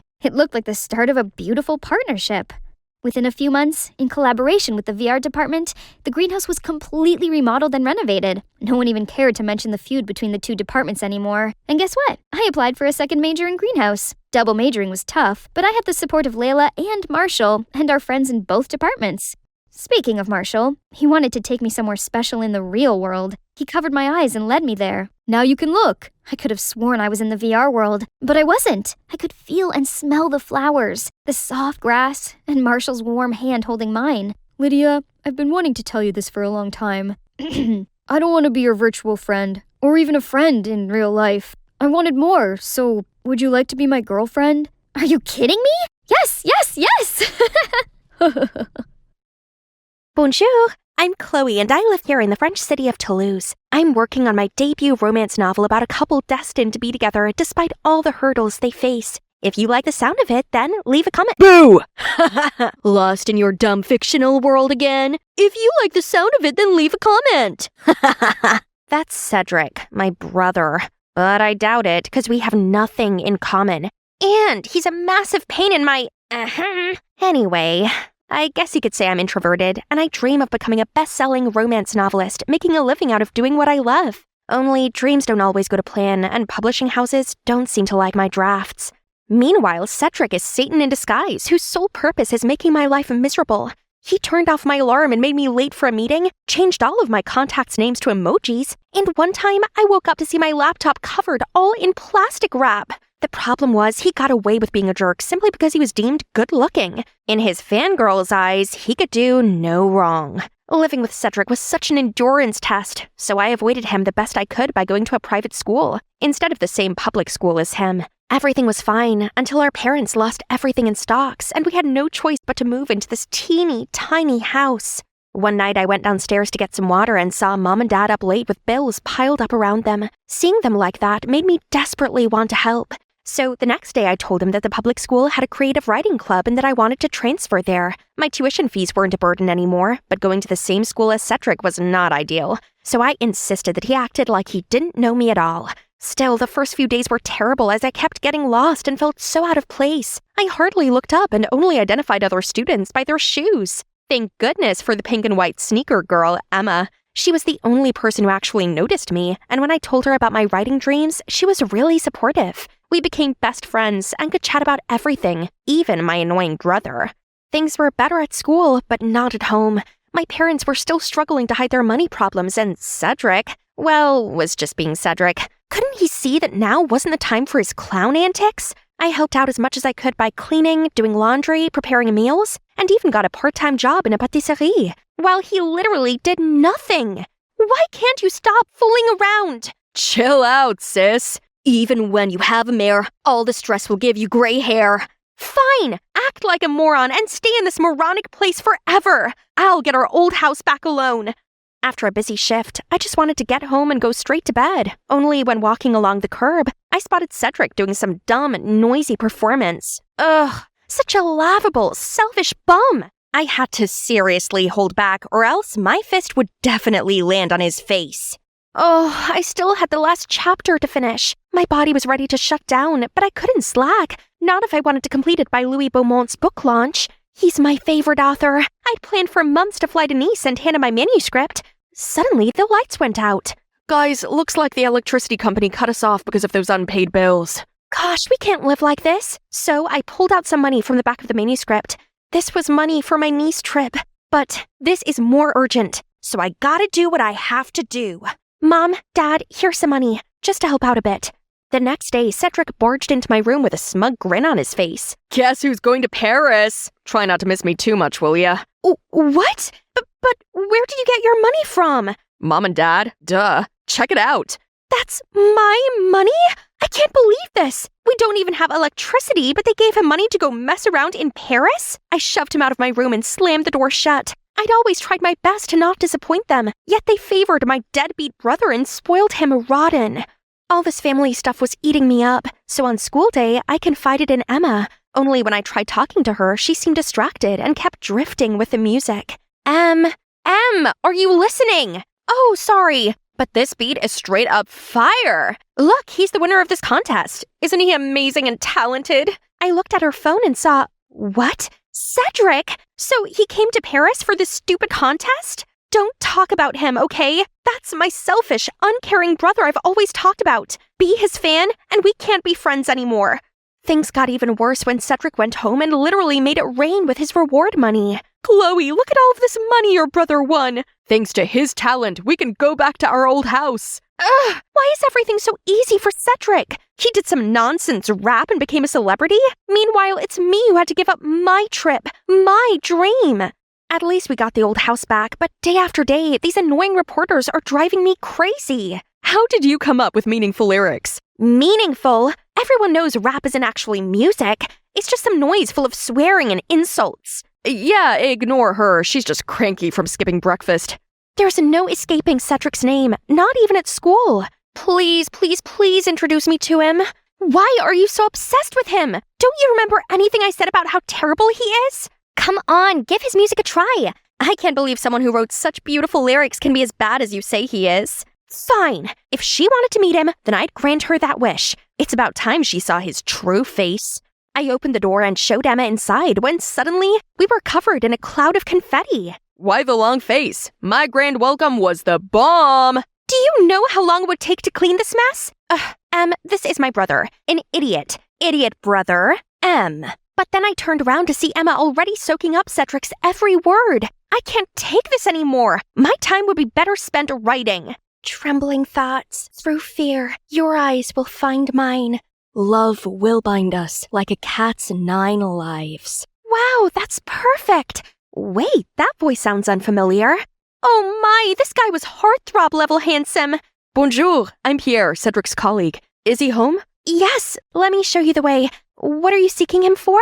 We're collaborating on my next album, so I'm here to practice. As a senior singer, I also helped Cedric build his show and industry connections. He's superb, isn't he?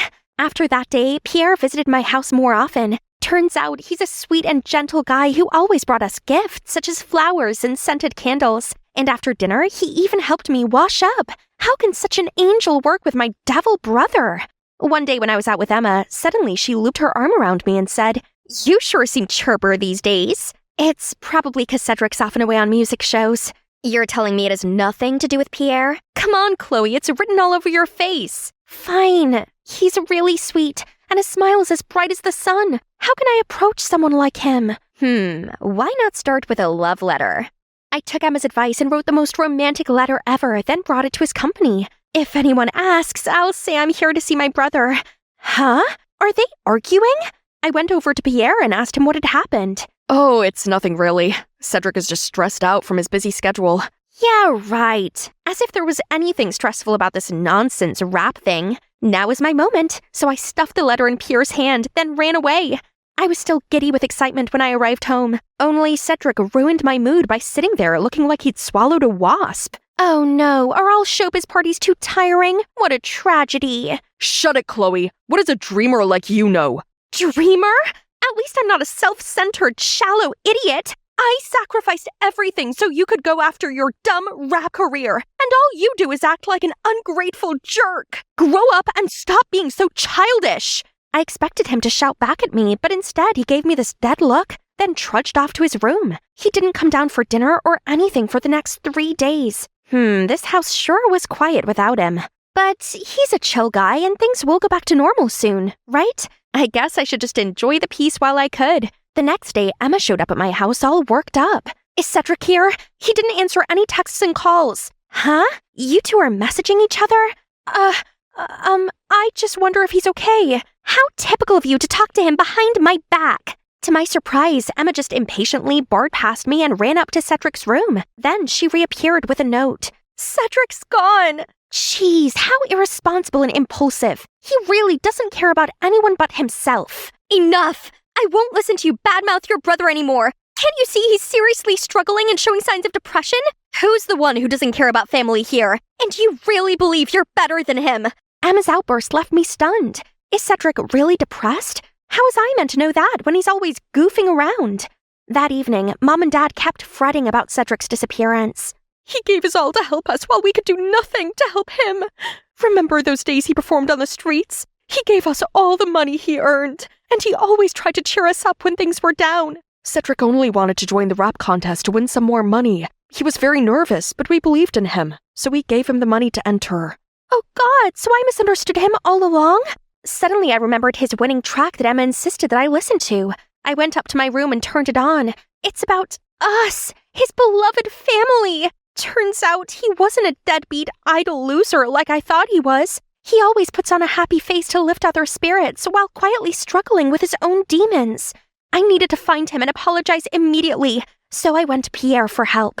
I had no idea he was struggling so badly. I should have noticed that he was suffering and not overloaded him with work. But there's an important show coming. If Cedric was a no-show, he'd be in breach of his contract and have to pay a huge sum in compensation. Oh no, that's not good. What should we do now? You know what? You look a lot like Cedric. How about you disguise as him? But how? Don't worry, our makeup team is top-notch. Nobody's gonna know. This all sounded crazy, but it seemed like I had no other choice. My family couldn't be in debt again for this. Being this close to Pierre made my heart flutter. He took me for my makeover, then I learned to lip sync and perform on stage. I even tried to walk and talk like my brother. I felt bad about deceiving his fans, but I couldn't risk Cedric getting into big trouble. It's only a one-time thing. Sometimes I lip sync too. It's no big deal. I felt a bit confused. Then suddenly, a stage crew member above me accidentally dropped a wrench. It could have knocked me off if Pierre didn't swoop in and save the day. Now, back to practicing, and oh boy, was it hectic. Pierre stayed with me the whole time and was really supportive. We also never stopped trying to look for Cedric together. I felt our connection growing, but couldn't figure out why he hadn't made any move. Maybe my first letter hadn't been clear enough, so I sneaked into Pierre's room and left him another one. Only later that day, I saw him glued to his phone, so I took a glance. Huh? He was messaging somebody with a very cheesy nickname. Right, he wasn't interested because he was already dating someone else. Oh no, I have to reclaim my second letter before humiliating myself. I ran into his room but couldn't find it anywhere. Wait, what's this? Here comes the big night. I was absolutely terrified. Pierre smiled sweetly at me and held my hands. We shared a look, then stepped on stage together. There were so many people out there. My legs felt numb, but then I spotted Emma beaming at me from the front row, and my nerves eased again. I quickly found the beat, then lip-synced and danced perfectly. But halfway through the song, the stage lights suddenly went off and a shadowy figure walked toward me. Cedric! The audience oohed and awed, then clapped in excitement as Cedric continued the rest of the performance. During the break, everyone went backstage and saw Pierre grab Cedric's arm. Cedric, where have you been? We've all been worried sick. Drop the act. You're just using me to make yourself rich, forcing me to do show after show, and when I was exhausted, you pushed lip-syncing onto me. What are you talking about? These shows are to help you gain support. Starting out in this industry is hard. Hey, I even lent you some money to get your house back. You mean the money you used to tie my brother in with his stupid contract? You compelled Cedric to work exclusively with you, performing 2 years for free to clear his debt. But according to these receipts for each show, the money he should have received already exceeded the amount he owed you. What the? Surprised much? Now we have all the evidence against you. So what? Cedric signed it anyway. A contract is a contract. Break it and I'll get you kicked out of the company and make sure you never get any show again. Your whole family will be dirt poor like before. I don't think so. What would the public say if they knew you've been flirting with him all along, and when he rejected you, you manipulated and overworked him until he agreed to date you? How long have you known? Long enough to expose you. Now, you have 2 options. 1, cancel the contract within the next 24 hours and pay my brother the excess money you exploited from him. Or 2, we'll publish what you did and see if you survive in showbiz afterward. I don't hate you for having feelings for me, but this deal is not fair. Pierre looked nervous and angry, then just stormed off. I turned to my annoying, goofy brother and gave him a big hug. I'm sorry for misunderstanding you before. Why didn't you tell us that you borrowed money to get back our house? I know how much you wanted our house back, so I joined the contest, but the prize money wasn't enough. That's when I asked Pierre. Silly me. If you hadn't found the contract and receipts, I would have still believed his lies and worked till exhaustion. So you did get my message. I was about to shut off all connections to the world. But that day I felt super uneasy, so I opened my phone and saw your message. Must be sibling telepathy. One more thing. Emma, you truly helped me find myself again. What do you say? Do you want to be a superstar rapper's girlfriend? Yes, I do. Please keep the lovey-dovey stuff to a minimum in front of me. Luckily, I was spared when a stage crew called Cedric to go back on stage. You know, it's not easy for us artists to have a big platform, literally like the stage. We always have a price to pay for the glory. Because of that, I'm eternally grateful for my amazing family and friends who always have my back. And a big shout out to my sister for being my inspiration for this song. Then he started rapping to my poetry. His rhymes and my poems are flowing, really getting the crowd going. He's a lyrical gymnastic genius. After the show, Cedric received a video from Pierre. Cedric, I'm sorry for taking advantage of you. I like you so much and wanted to keep you close. I'll pay back what I owe you, then take a break from showbiz for a while. I really hope one day you can forgive me. Phew, all that drama was a lot for my introverted self to handle. So now I've treated myself to some me time to recharge. Thanks to Cedric rapping, dozens of my publishers reached out to me for my poems, including those who'd previously rejected me. Gosh, am I seeing it wrong? A mail from Louis Beaumont himself? I can't wait to see him in person. And you, keep working on your dream. Perhaps a secret angel is on the way to bring you a wonderful opportunity. Hi everyone, I'm Andrea, but people here call me Feifei. Please like and subscribe. My life was extra special because I had 2 home countries. Even though I was born in China, during our trip to America when I was 7, I got lost from my family. At first, I was really scared and lonely, but the more time I spent in the orphanage, the stronger and more independent I became. It seemed like this place was filled with my greatest childhood memories. Life went on just fine until I was 15. A miracle happened. Feifei, Daddy finally found you! I didn't fully understand how, but tears started streaming down my face. Dad didn't change one bit, but my mom had passed away. So I was introduced to my stepmom, May. Our families finally reunited. Let's get back to China. I sadly waved my friends goodbye and returned to my home country. We, the Li family, came from a long line of pottery makers, and this is the 5th generation.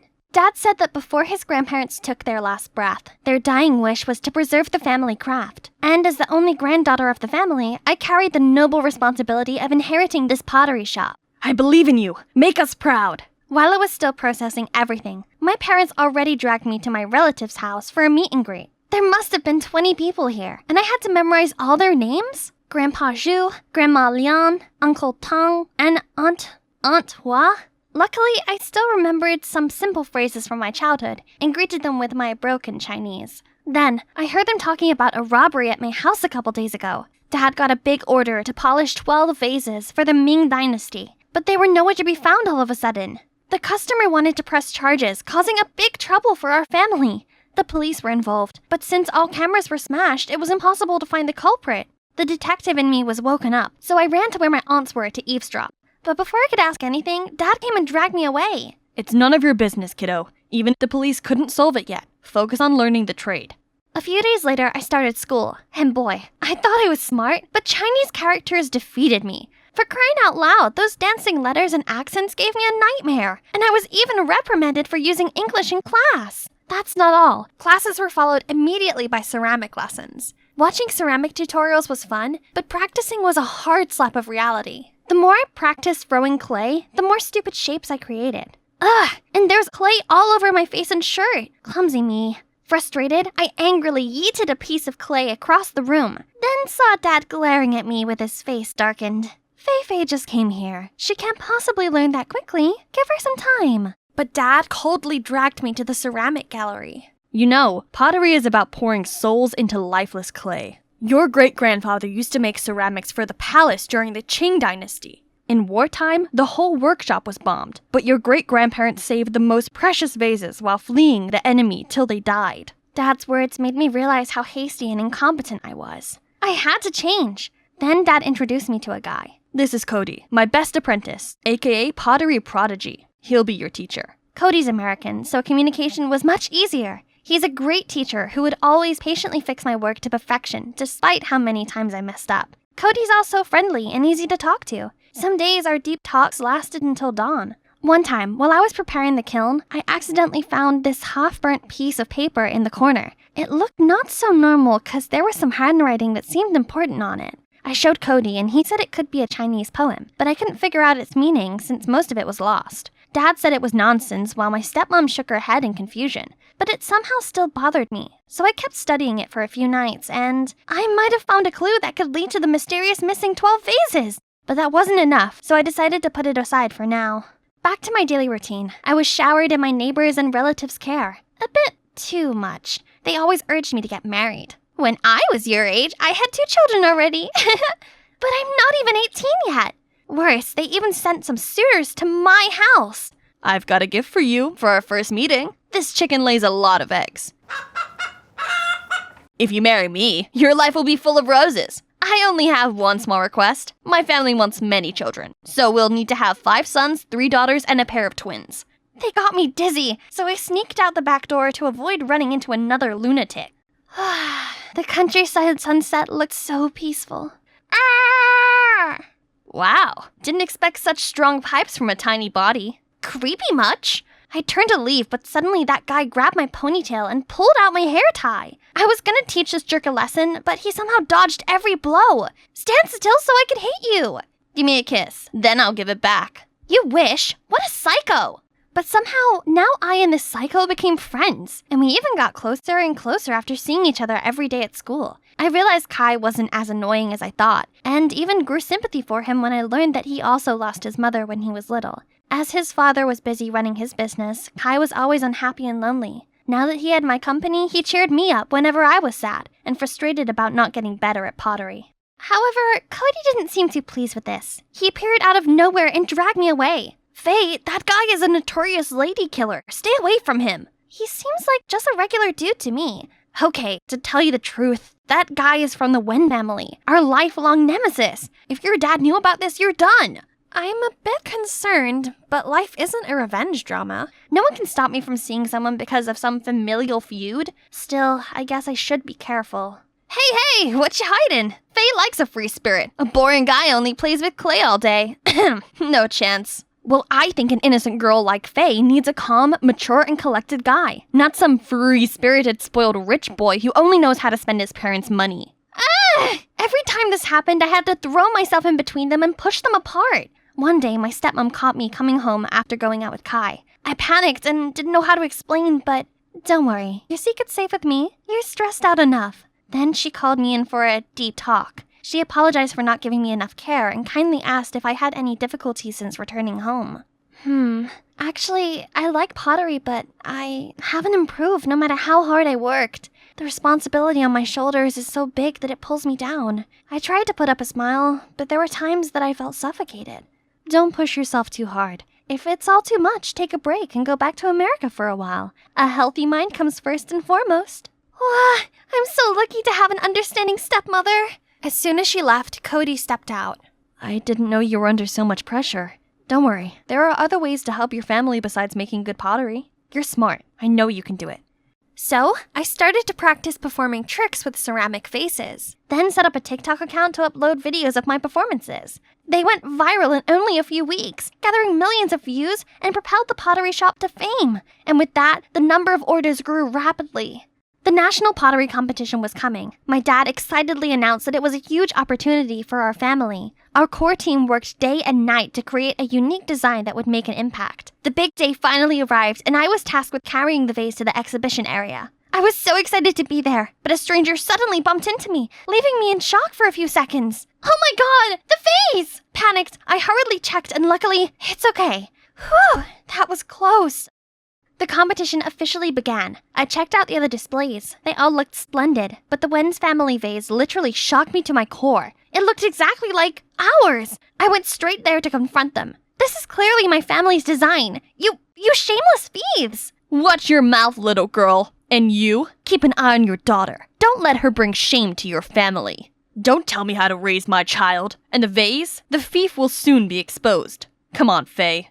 I knew the design can be copied, but not the material. It's made with our family's secret technique. We had a special substance that made ceramics more durable. Now we just need a little luck. Ladies and gentlemen, the winner impressed us with its one-of-a-kind design and outstanding quality. The first prize goes to Wen family! However, we also found out one team's product is made with substandard material and under-fired. The judges also suspect them of plagiarizing the Wen's design. We can't accept such disrespect to the craft. Lee family, you're disqualified from this competition. Before we could recover from the shock, the news already spread like wildfire. Kai tried to explain that he had nothing to do with this, but I didn't want anything to do with him anymore.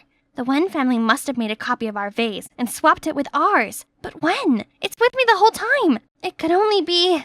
Our business took a nosedive. Orders were cancelled, most staff quit, and worse still, everyone here suspected that I swapped the vases since some of them saw me with Kai. My dad didn't take that news so well. He had a stroke and was hospitalized ASAP. No, I had to find out the truth, no matter what.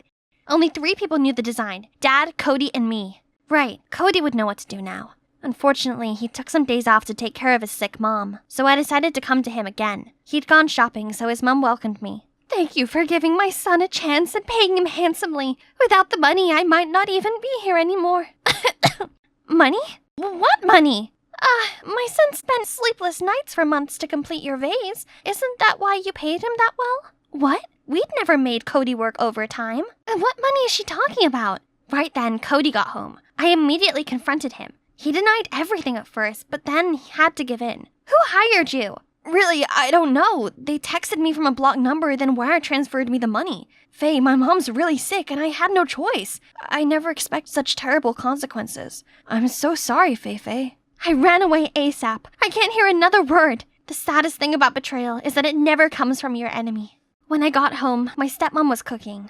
Oh my, you look pale. Poor sweetie. I couldn't help but leaped into her arms and burst into tears. She tried to calm me down before bringing Dad his food. I know, I cannot be weak anymore. I'll find out who's behind all this. Whatever it takes. I rummaged through the workshop until late, only to find nothing. Exhausted, I went to sit by the gate for some fresh air, and suddenly saw something in the bush. An envelope. Looks fishy. To not leave any trace, I opened it with steam instead of tearing. It's a Chinese poem, and had the same style as the one I found the other day. By reading the first letter in each line, I got this message. Yo, Chang, Jian, Mian. Meet at the oil factory, it is. The message coded in the other poem also referred to a place. It's gotta be a sketchy meeting to have its spot written in code like that. I quickly put the letter back and searched for the only oil factory in town, then followed the address to an abandoned factory. I ran straight inside, but it was totally empty. Was I wrong? I felt defeated and was about to leave when I suddenly heard a voice from the second floor. I crept up and saw Kai's father with a gang wearing black, and our 12 stolen vases! Right then, a hand patted on my shoulder. What you doing? I turned around to see a creepy face, then pitch black. I opened my eyes with a splitting headache, and my hands all tied up. Who's this? My stepmother, who's arm in arm with Kai's father? Already awake? You're on their side? My father didn't mistreat you. This is how you return the favor? I've had enough of your old man, a tyrant and self-proclaimed smart man. I deserve someone who loves and pampers me, like Mr. Wen here. If your father had been truly smart, he would have realized long ago that he had nurtured a serpent in his bosom. That Cody boy. Just wait and see. I will expose your scheming. Ha! In your dream? I already bought a plane ticket back to America. Be prepared to be welcomed by another orphanage. I even wrote your old man a touching welfare letter. He'll definitely have another stroke once he reads it. The secret letter has exposed you, and other evidence will soon be found. You can't get away with this. Do you mean this, feisty girl? In fact, what letter? Just then, the wind blew and swept the burning letter to some old oil containers at the corner, setting it aflame. The fire spread with lightning speed. They all ran for their life, leaving me behind. The smoke was thick, stinging my eyes. I was about to faint when Cody kicked the door open, dashed in, and untied me, while Kai covered me with his jacket. You? There's no time! Run! Then quickly carried me away from the fire. When we got to safety, the entire factory exploded. Okay, can you two explain everything now? I felt guilty about the pottery competition, so I secretly followed my father to find out the truth for you. I came to your house to apologize, but saw you rushing somewhere looking worried. That's why I decided to follow you, and I can't believe that the person hiring me is your stepmother. Me neither. Anyway, thanks. But I'm still mad at you. Are you okay now? I'm fine. I'm not sure about them, though. Animators, please replay the previous scene. Yep, I managed to record everything. With this priceless evidence, of course my so-called stepmother and Wen had to plead guilty and go to prison. My father was discharged from the hospital, and our 12 ceramic vases were returned. Now that our family's name's cleared, business is booming. After this incident, I learned to cherish our pottery workshop more. Determined to continue my family business, I started learning pottery properly to prepare for next year's competition. Root for me, peeps! And of course, I still have these two guys by my side. Only it looks like they no longer want to just be friends with me. What should I do? Please help me by commenting down below if you're hashtag Team Kai or hashtag Team Cody. I was wandering in the forest edge to amuse myself when I realized I got totally lost. What's that sound? All of a sudden, a blur of golden and black spots leaped towards me. I'm doomed! Guys, I'm here in Africa on vacation to support my parents with their new reality show. Oh, duty calls. See you later, Moaz. Hi, I'm Vivian, an influencer from Audition, Germany. My mom and dad are actors, which does have some perks. They gave me everything I wanted. Branded clothes, supercars, fancy phones. Except for one thing. Their time. Christmas, birthdays, graduation ceremony. Whatever the occasion, they missed it. My friends thought I had the perfect life, but my only wish was to be picked up at school by my parents once. I was hoping this trip would be different, but it seems nothing has changed. They seem to have forgotten about their daughter's presence. Duh. That's why I always had to rely on strangers' attention like this. Being here alone was so boring, so I decided to amuse myself by live streaming in the forest edge. Hey viewers! Oh crumbs, I only have one signal bar. Hang on. Looks like I wandered further than I meant to. No worries. What's that sound? All of a sudden, a blur of golden and black spots leaped towards me. I'm doomed! I still haven't eaten caviar pizza, and I still don't own a Gucci bag in every color! I haven't even become prom queen! I can't die! Wait, were my eyes deceiving me? Or was the leopard really knocked out by some jungle guy swinging on a vine? Oh boy, he sure does resemble Tarzan. Beautiful! Thank you? I turned to reach for my phone and realized it had fallen on the ground, and I was still live streaming. Viewers were bombarding me with sad and wow face emojis and flooding my comments with concerned messages. Then my parents and the crew showed up. Turns out this guy had been lost in the jungle since he was a little boy, and he was raised by monkeys. His parents had passed away by now. I know, but I got lost too. Then, Mom and Dad announced that they'd bring this jungle boy home under the guise of being charitable. Pfft, wasn't it for publicity? They named him Taz and gave him a makeover. Well, at least they tried to. All the suits he tried on tore, as he was way too muscly. It took an entire box of candy bars to make him agree to shave, and he still refused to cut his hair. He could only speak a limited number of words and sentences he remembered from being a kid, so Mom and Dad had to hire a tutor to teach him to read and write, which was me. He hated living in the house, and after several occasions where he climbed out of the window and slept in the garden, my parents built him an amazing jungle zone room. But then he kept me awake all night with his incessant ape-howling noises. My parents even brought him to their shows, and all they talked about every day was Taz this, Taz that, which made me feel like an outsider. This was really hard for me, but I tried to be patient. Then one day, my parents told me the worst news ever. Taz is going to come to school with you as your bodyguard. We don't have time to do it. At least this time we'll know you'll be safe. What? But I don't need a bodyguard!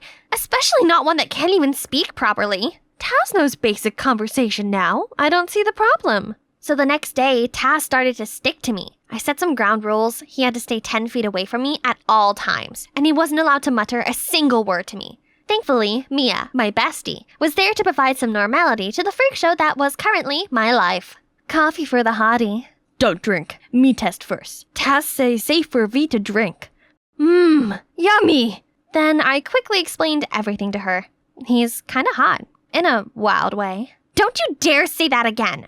But later, despite my rules, Taz stuck to me like glue. Parents told Taz must guard V. Worst of all, the other students treated him like a celebrity. They took his photo, asked him dumb questions which caused traffic congestion in the hall. He immediately ran up the wall like a ninja to escape the crowd, making them even more excited and chase after him. That night, I checked my Instagram and was excited to see that I was only 2K followers away from 500K. Yahoo! Then an account caught my eye. That dude even has a fan page? For real? He stole my parents, my school popularity, and now he's trying to steal my followers too? What's with these crazy people? Why are they all so obsessed with him? At least there still exists a normal person, and handsome as well. Yeah, my Henry. I've secretly liked him for years, but even this sassy Instagram queen has a weakness. Just looking at him made my legs shake, so I admired him in secret. The next day, I was sneakily putting letters and gifts on Henry's desk when Taz interrupted. Why do you do that? It's for love. When you really like someone, you show them with romantic gestures. Okay, it's like giving your last morsel of food to someone even though you're extremely hungry. Got it? Seeing as Taz was huge, it was no surprise he was soon asked to join the basketball team. Guess who else was on it? Yep, Henry. So I've got an idea. Maybe Taz was my way of getting closer to him. I asked Taz to give Henry a soda, but Taz accidentally shook it too hard. So when Henry opened it, he got totally soaked. Then I told Taz to support Henry during the match, but Taz was so into the game that he accidentally pushed Henry's pants down, revealing his Hello Kitty underwear. Everyone laughed at him, and he was so humiliated that he ran off the court. After the match, Taz came to me, saying he was sorry, then continued, Taz not like Henry. I decided it was better to separate Taz and Henry before he ruined everything. All right, so I think it's best if you quit basketball. But Taz likes basketball. No big deal. I can ask my parents to build you a private basketball court and play with you? But from now on, you'll have to listen to me. The best ape ever! Shh, stop saying silly things. Taz seemed so grateful for his new basketball court that he started caring about me more. He brought me an overload of fresh fruit, a bit too fresh, and checked it on whenever I was sad. I had just been at ease for a while before Taz was messing around again. I had a movie premiere to attend and was about to change into my stunning Versace dress, only to discover it had been swapped for a dress made from actual leaves. Green! Beautiful, she said. Luckily, I managed to arrange another dress just in time. But at the premiere, when the press interviewed me, Taz appeared. The best ape ever! I was so embarrassed. I turned bright red and forgot my words. Thanks to Taz, I became a netizen laughingstock. I swear that I would pay this back, and my chance finally came. The audience loved Taz, but big crowds freaked him out, and he always tried to find a way to hide. During one press conference, I saw him run off frightened, so I followed him. Hey Taz, is there a place that will make you feel better? I can take you there. We take Taz to jungle, Taz happy. So I took him to the Dower Forest. As soon as we got there, Taz's mood changed. He ran wild and then stopped at a large oak tree. Why letters? This is the bridegroom's oak tree. Local people like to leave love letters here. Then we sat down under the tree, and Taz looked so upset. Taz not like bright light and flashes. That's okay. We can just chill here, right? Great. Seeing Taz leave the show on his own, then surely Mom and Dad wouldn't like him anymore.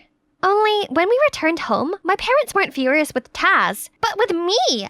Vivian, you should be setting a good example for Taz, not just inciting and taking him away from important events. Can you stop acting like a child and think before you act for once? I shut myself in my room and I had a complete meltdown. Then I rang Mia to confide in her. Living with Taz is a nightmare. He has to leave. What do you mean? I'm going to find a way to kick him out. The next day at school, I was walking along the hallway when Henry appeared in front of me. You have to convince Taft to rejoin the basketball team. We can't win the final without him. Please, I'll do anything you want. Wow, seems like my Christmas gift came early. Anything you say? How about taking me to prom? Actually, that's what I've always wanted to do. Thank you for giving me the opportunity. I was frozen. This was incredible! I guess my kick-out Taz plan would have to wait for now. So I humbled myself to convince him. As expected, with the help of Taz, the team won. Only neither he or Henry showed up to get their trophy. I went looking for them and found Taz pouncing on Henry. Taz, stop it! But he was too full off rage to listen to me, so I had to jump between them. He is completely out of control. You can forget about the prom then. This is all your fault. You stole everything from me since the day you were back from that freaky jungle, and now you've beaten up my crush. All you've done is ruin my life. Why can't you just give me alone? Then he left. For real. This felt great, as I'd finally got rid of the thorn in my eye. Only, I couldn't shake away this empty feeling. Scrolling through my old comments didn't help, and neither did live streaming. I suddenly realized I missed the special way Taz cared about me. And when with him, I didn't have to hide or force myself to be anything other than me. I aimlessly wandered to Dodoor Forest and stopped at the oak tree. A letter poking out of the hole caught my eye. I picked it up and recognized it was Taz's try-to-be-neat but scribbled handwriting. Henry liar. He's with Mia. My head was still spinning when my phone went crazy. I checked and saw my inbox was full of rude comments. Then I soon found the viral audio. Living with Taz is a nightmare. He has to leave. I'm going to find a way to kick him out. I was literally petrified for a few seconds, while netizens kept going crazy, saying I was so ungrateful to Taz even after he'd saved my life. How could she? I immediately went to Mia's house to confront her about it. It was you, the only one I confided my story. Oh well, Miss Obvious. It was me, so what? Henry's mine, not yours. He just told you what you wanted to hear to get Taz back on the team, but that moron overheard Henry talking to me and dared to hurt him. You! Hi, talk about the jungle, dud. Total simp and stupid. I told him you'd love a leaf dress and he totally bought it. Now, if you'll excuse me, I have to get my hair done for a date with Henry. Mwah. I felt like an elephant had slapped right on the face. So Taz was right. Back home, I gloomily pulled out Taz's letter. But hold on, there's still another part. Why didn't I realize it sooner? Right then, my parents arrived home. They'd heard that audio and were absolutely furious. It's your fault Taz ran away. Now we have to compensate for the contracts of the shows he was supposed to be in. You don't care about anyone. Says you. All you do is give me money and that's it. You're never there when I need you. Never. Even Taz cares about me more than you both do. Then I ran off right away. I kept going until I ended up under this bridge. Then I saw him. He was playing with some stray cats and dogs. I immediately ran to hug him and started apologizing, but he pointed behind me and said, "Bad guys, bad guys." I turned around to see two figures headed this way. I dragged Taz into the corner and we watched them bundle the cats and dogs into sacks. They were definitely up to no good, so I used my phone to record them, but... What you aiming at, kids? I woke up feeling dizzy to realize that we were both tied up in an abandoned house. Still no reply from her parents. They better pay up, or else. You're wasting your time. They don't care about me. The thieves ignored me and kept calling and calling, but still no answer. That was it. I was gonna die here. We. Then, when it was pitch black out there, the door barged open and walked in Mom and Dad with a bag of money. As the thieves counted the money, Dad tried dialing the police, but one of them came throwing his phone right away and beat him up. Say goodbye to your daughter. Please don't hurt her. Hurt me instead. This really shocked me, as I'd only ever seen other people bowing to my parents before, not the other way around. The one guy raised a plank of wood to hit me, but right at this time, Taz leaped free and knocked them out cold. The police arrived soon after that and arrested the thieves. Mom and Dad immediately rushed to me. Are you okay, sweetie? We were worried sick when you were nowhere to be seen, and we're sorry for making you feel unwanted. We never had money growing up and struggled a lot. That's why we wanted a different life for you. We kept working and working and thought giving you money over our time was the best way to show our love, but we were wrong. Mom, Dad, what I really need from you is your presence. It's more precious than anything. And thank you for everything. Okay, I protect V. I protect animals too. Now I've realized what I needed the most. It was to always stay true to myself, like this dummy. I didn't want to be some fancy influencer anymore. Instead, Taz inspired me to use my reputation to establish an organization to care for abandoned animals. As for my dear ex-best friend and dear ex-crush, meh, they didn't matter to me anymore. 'Cause you know what? The sweetest revenge is to live a fabulous life. At the end of the prom, I asked Taz about the note. Taz, did you write this? I'm glad you asked. I practiced many times to say those words. Now time to say officially. I like you, V. You're my best ape ever.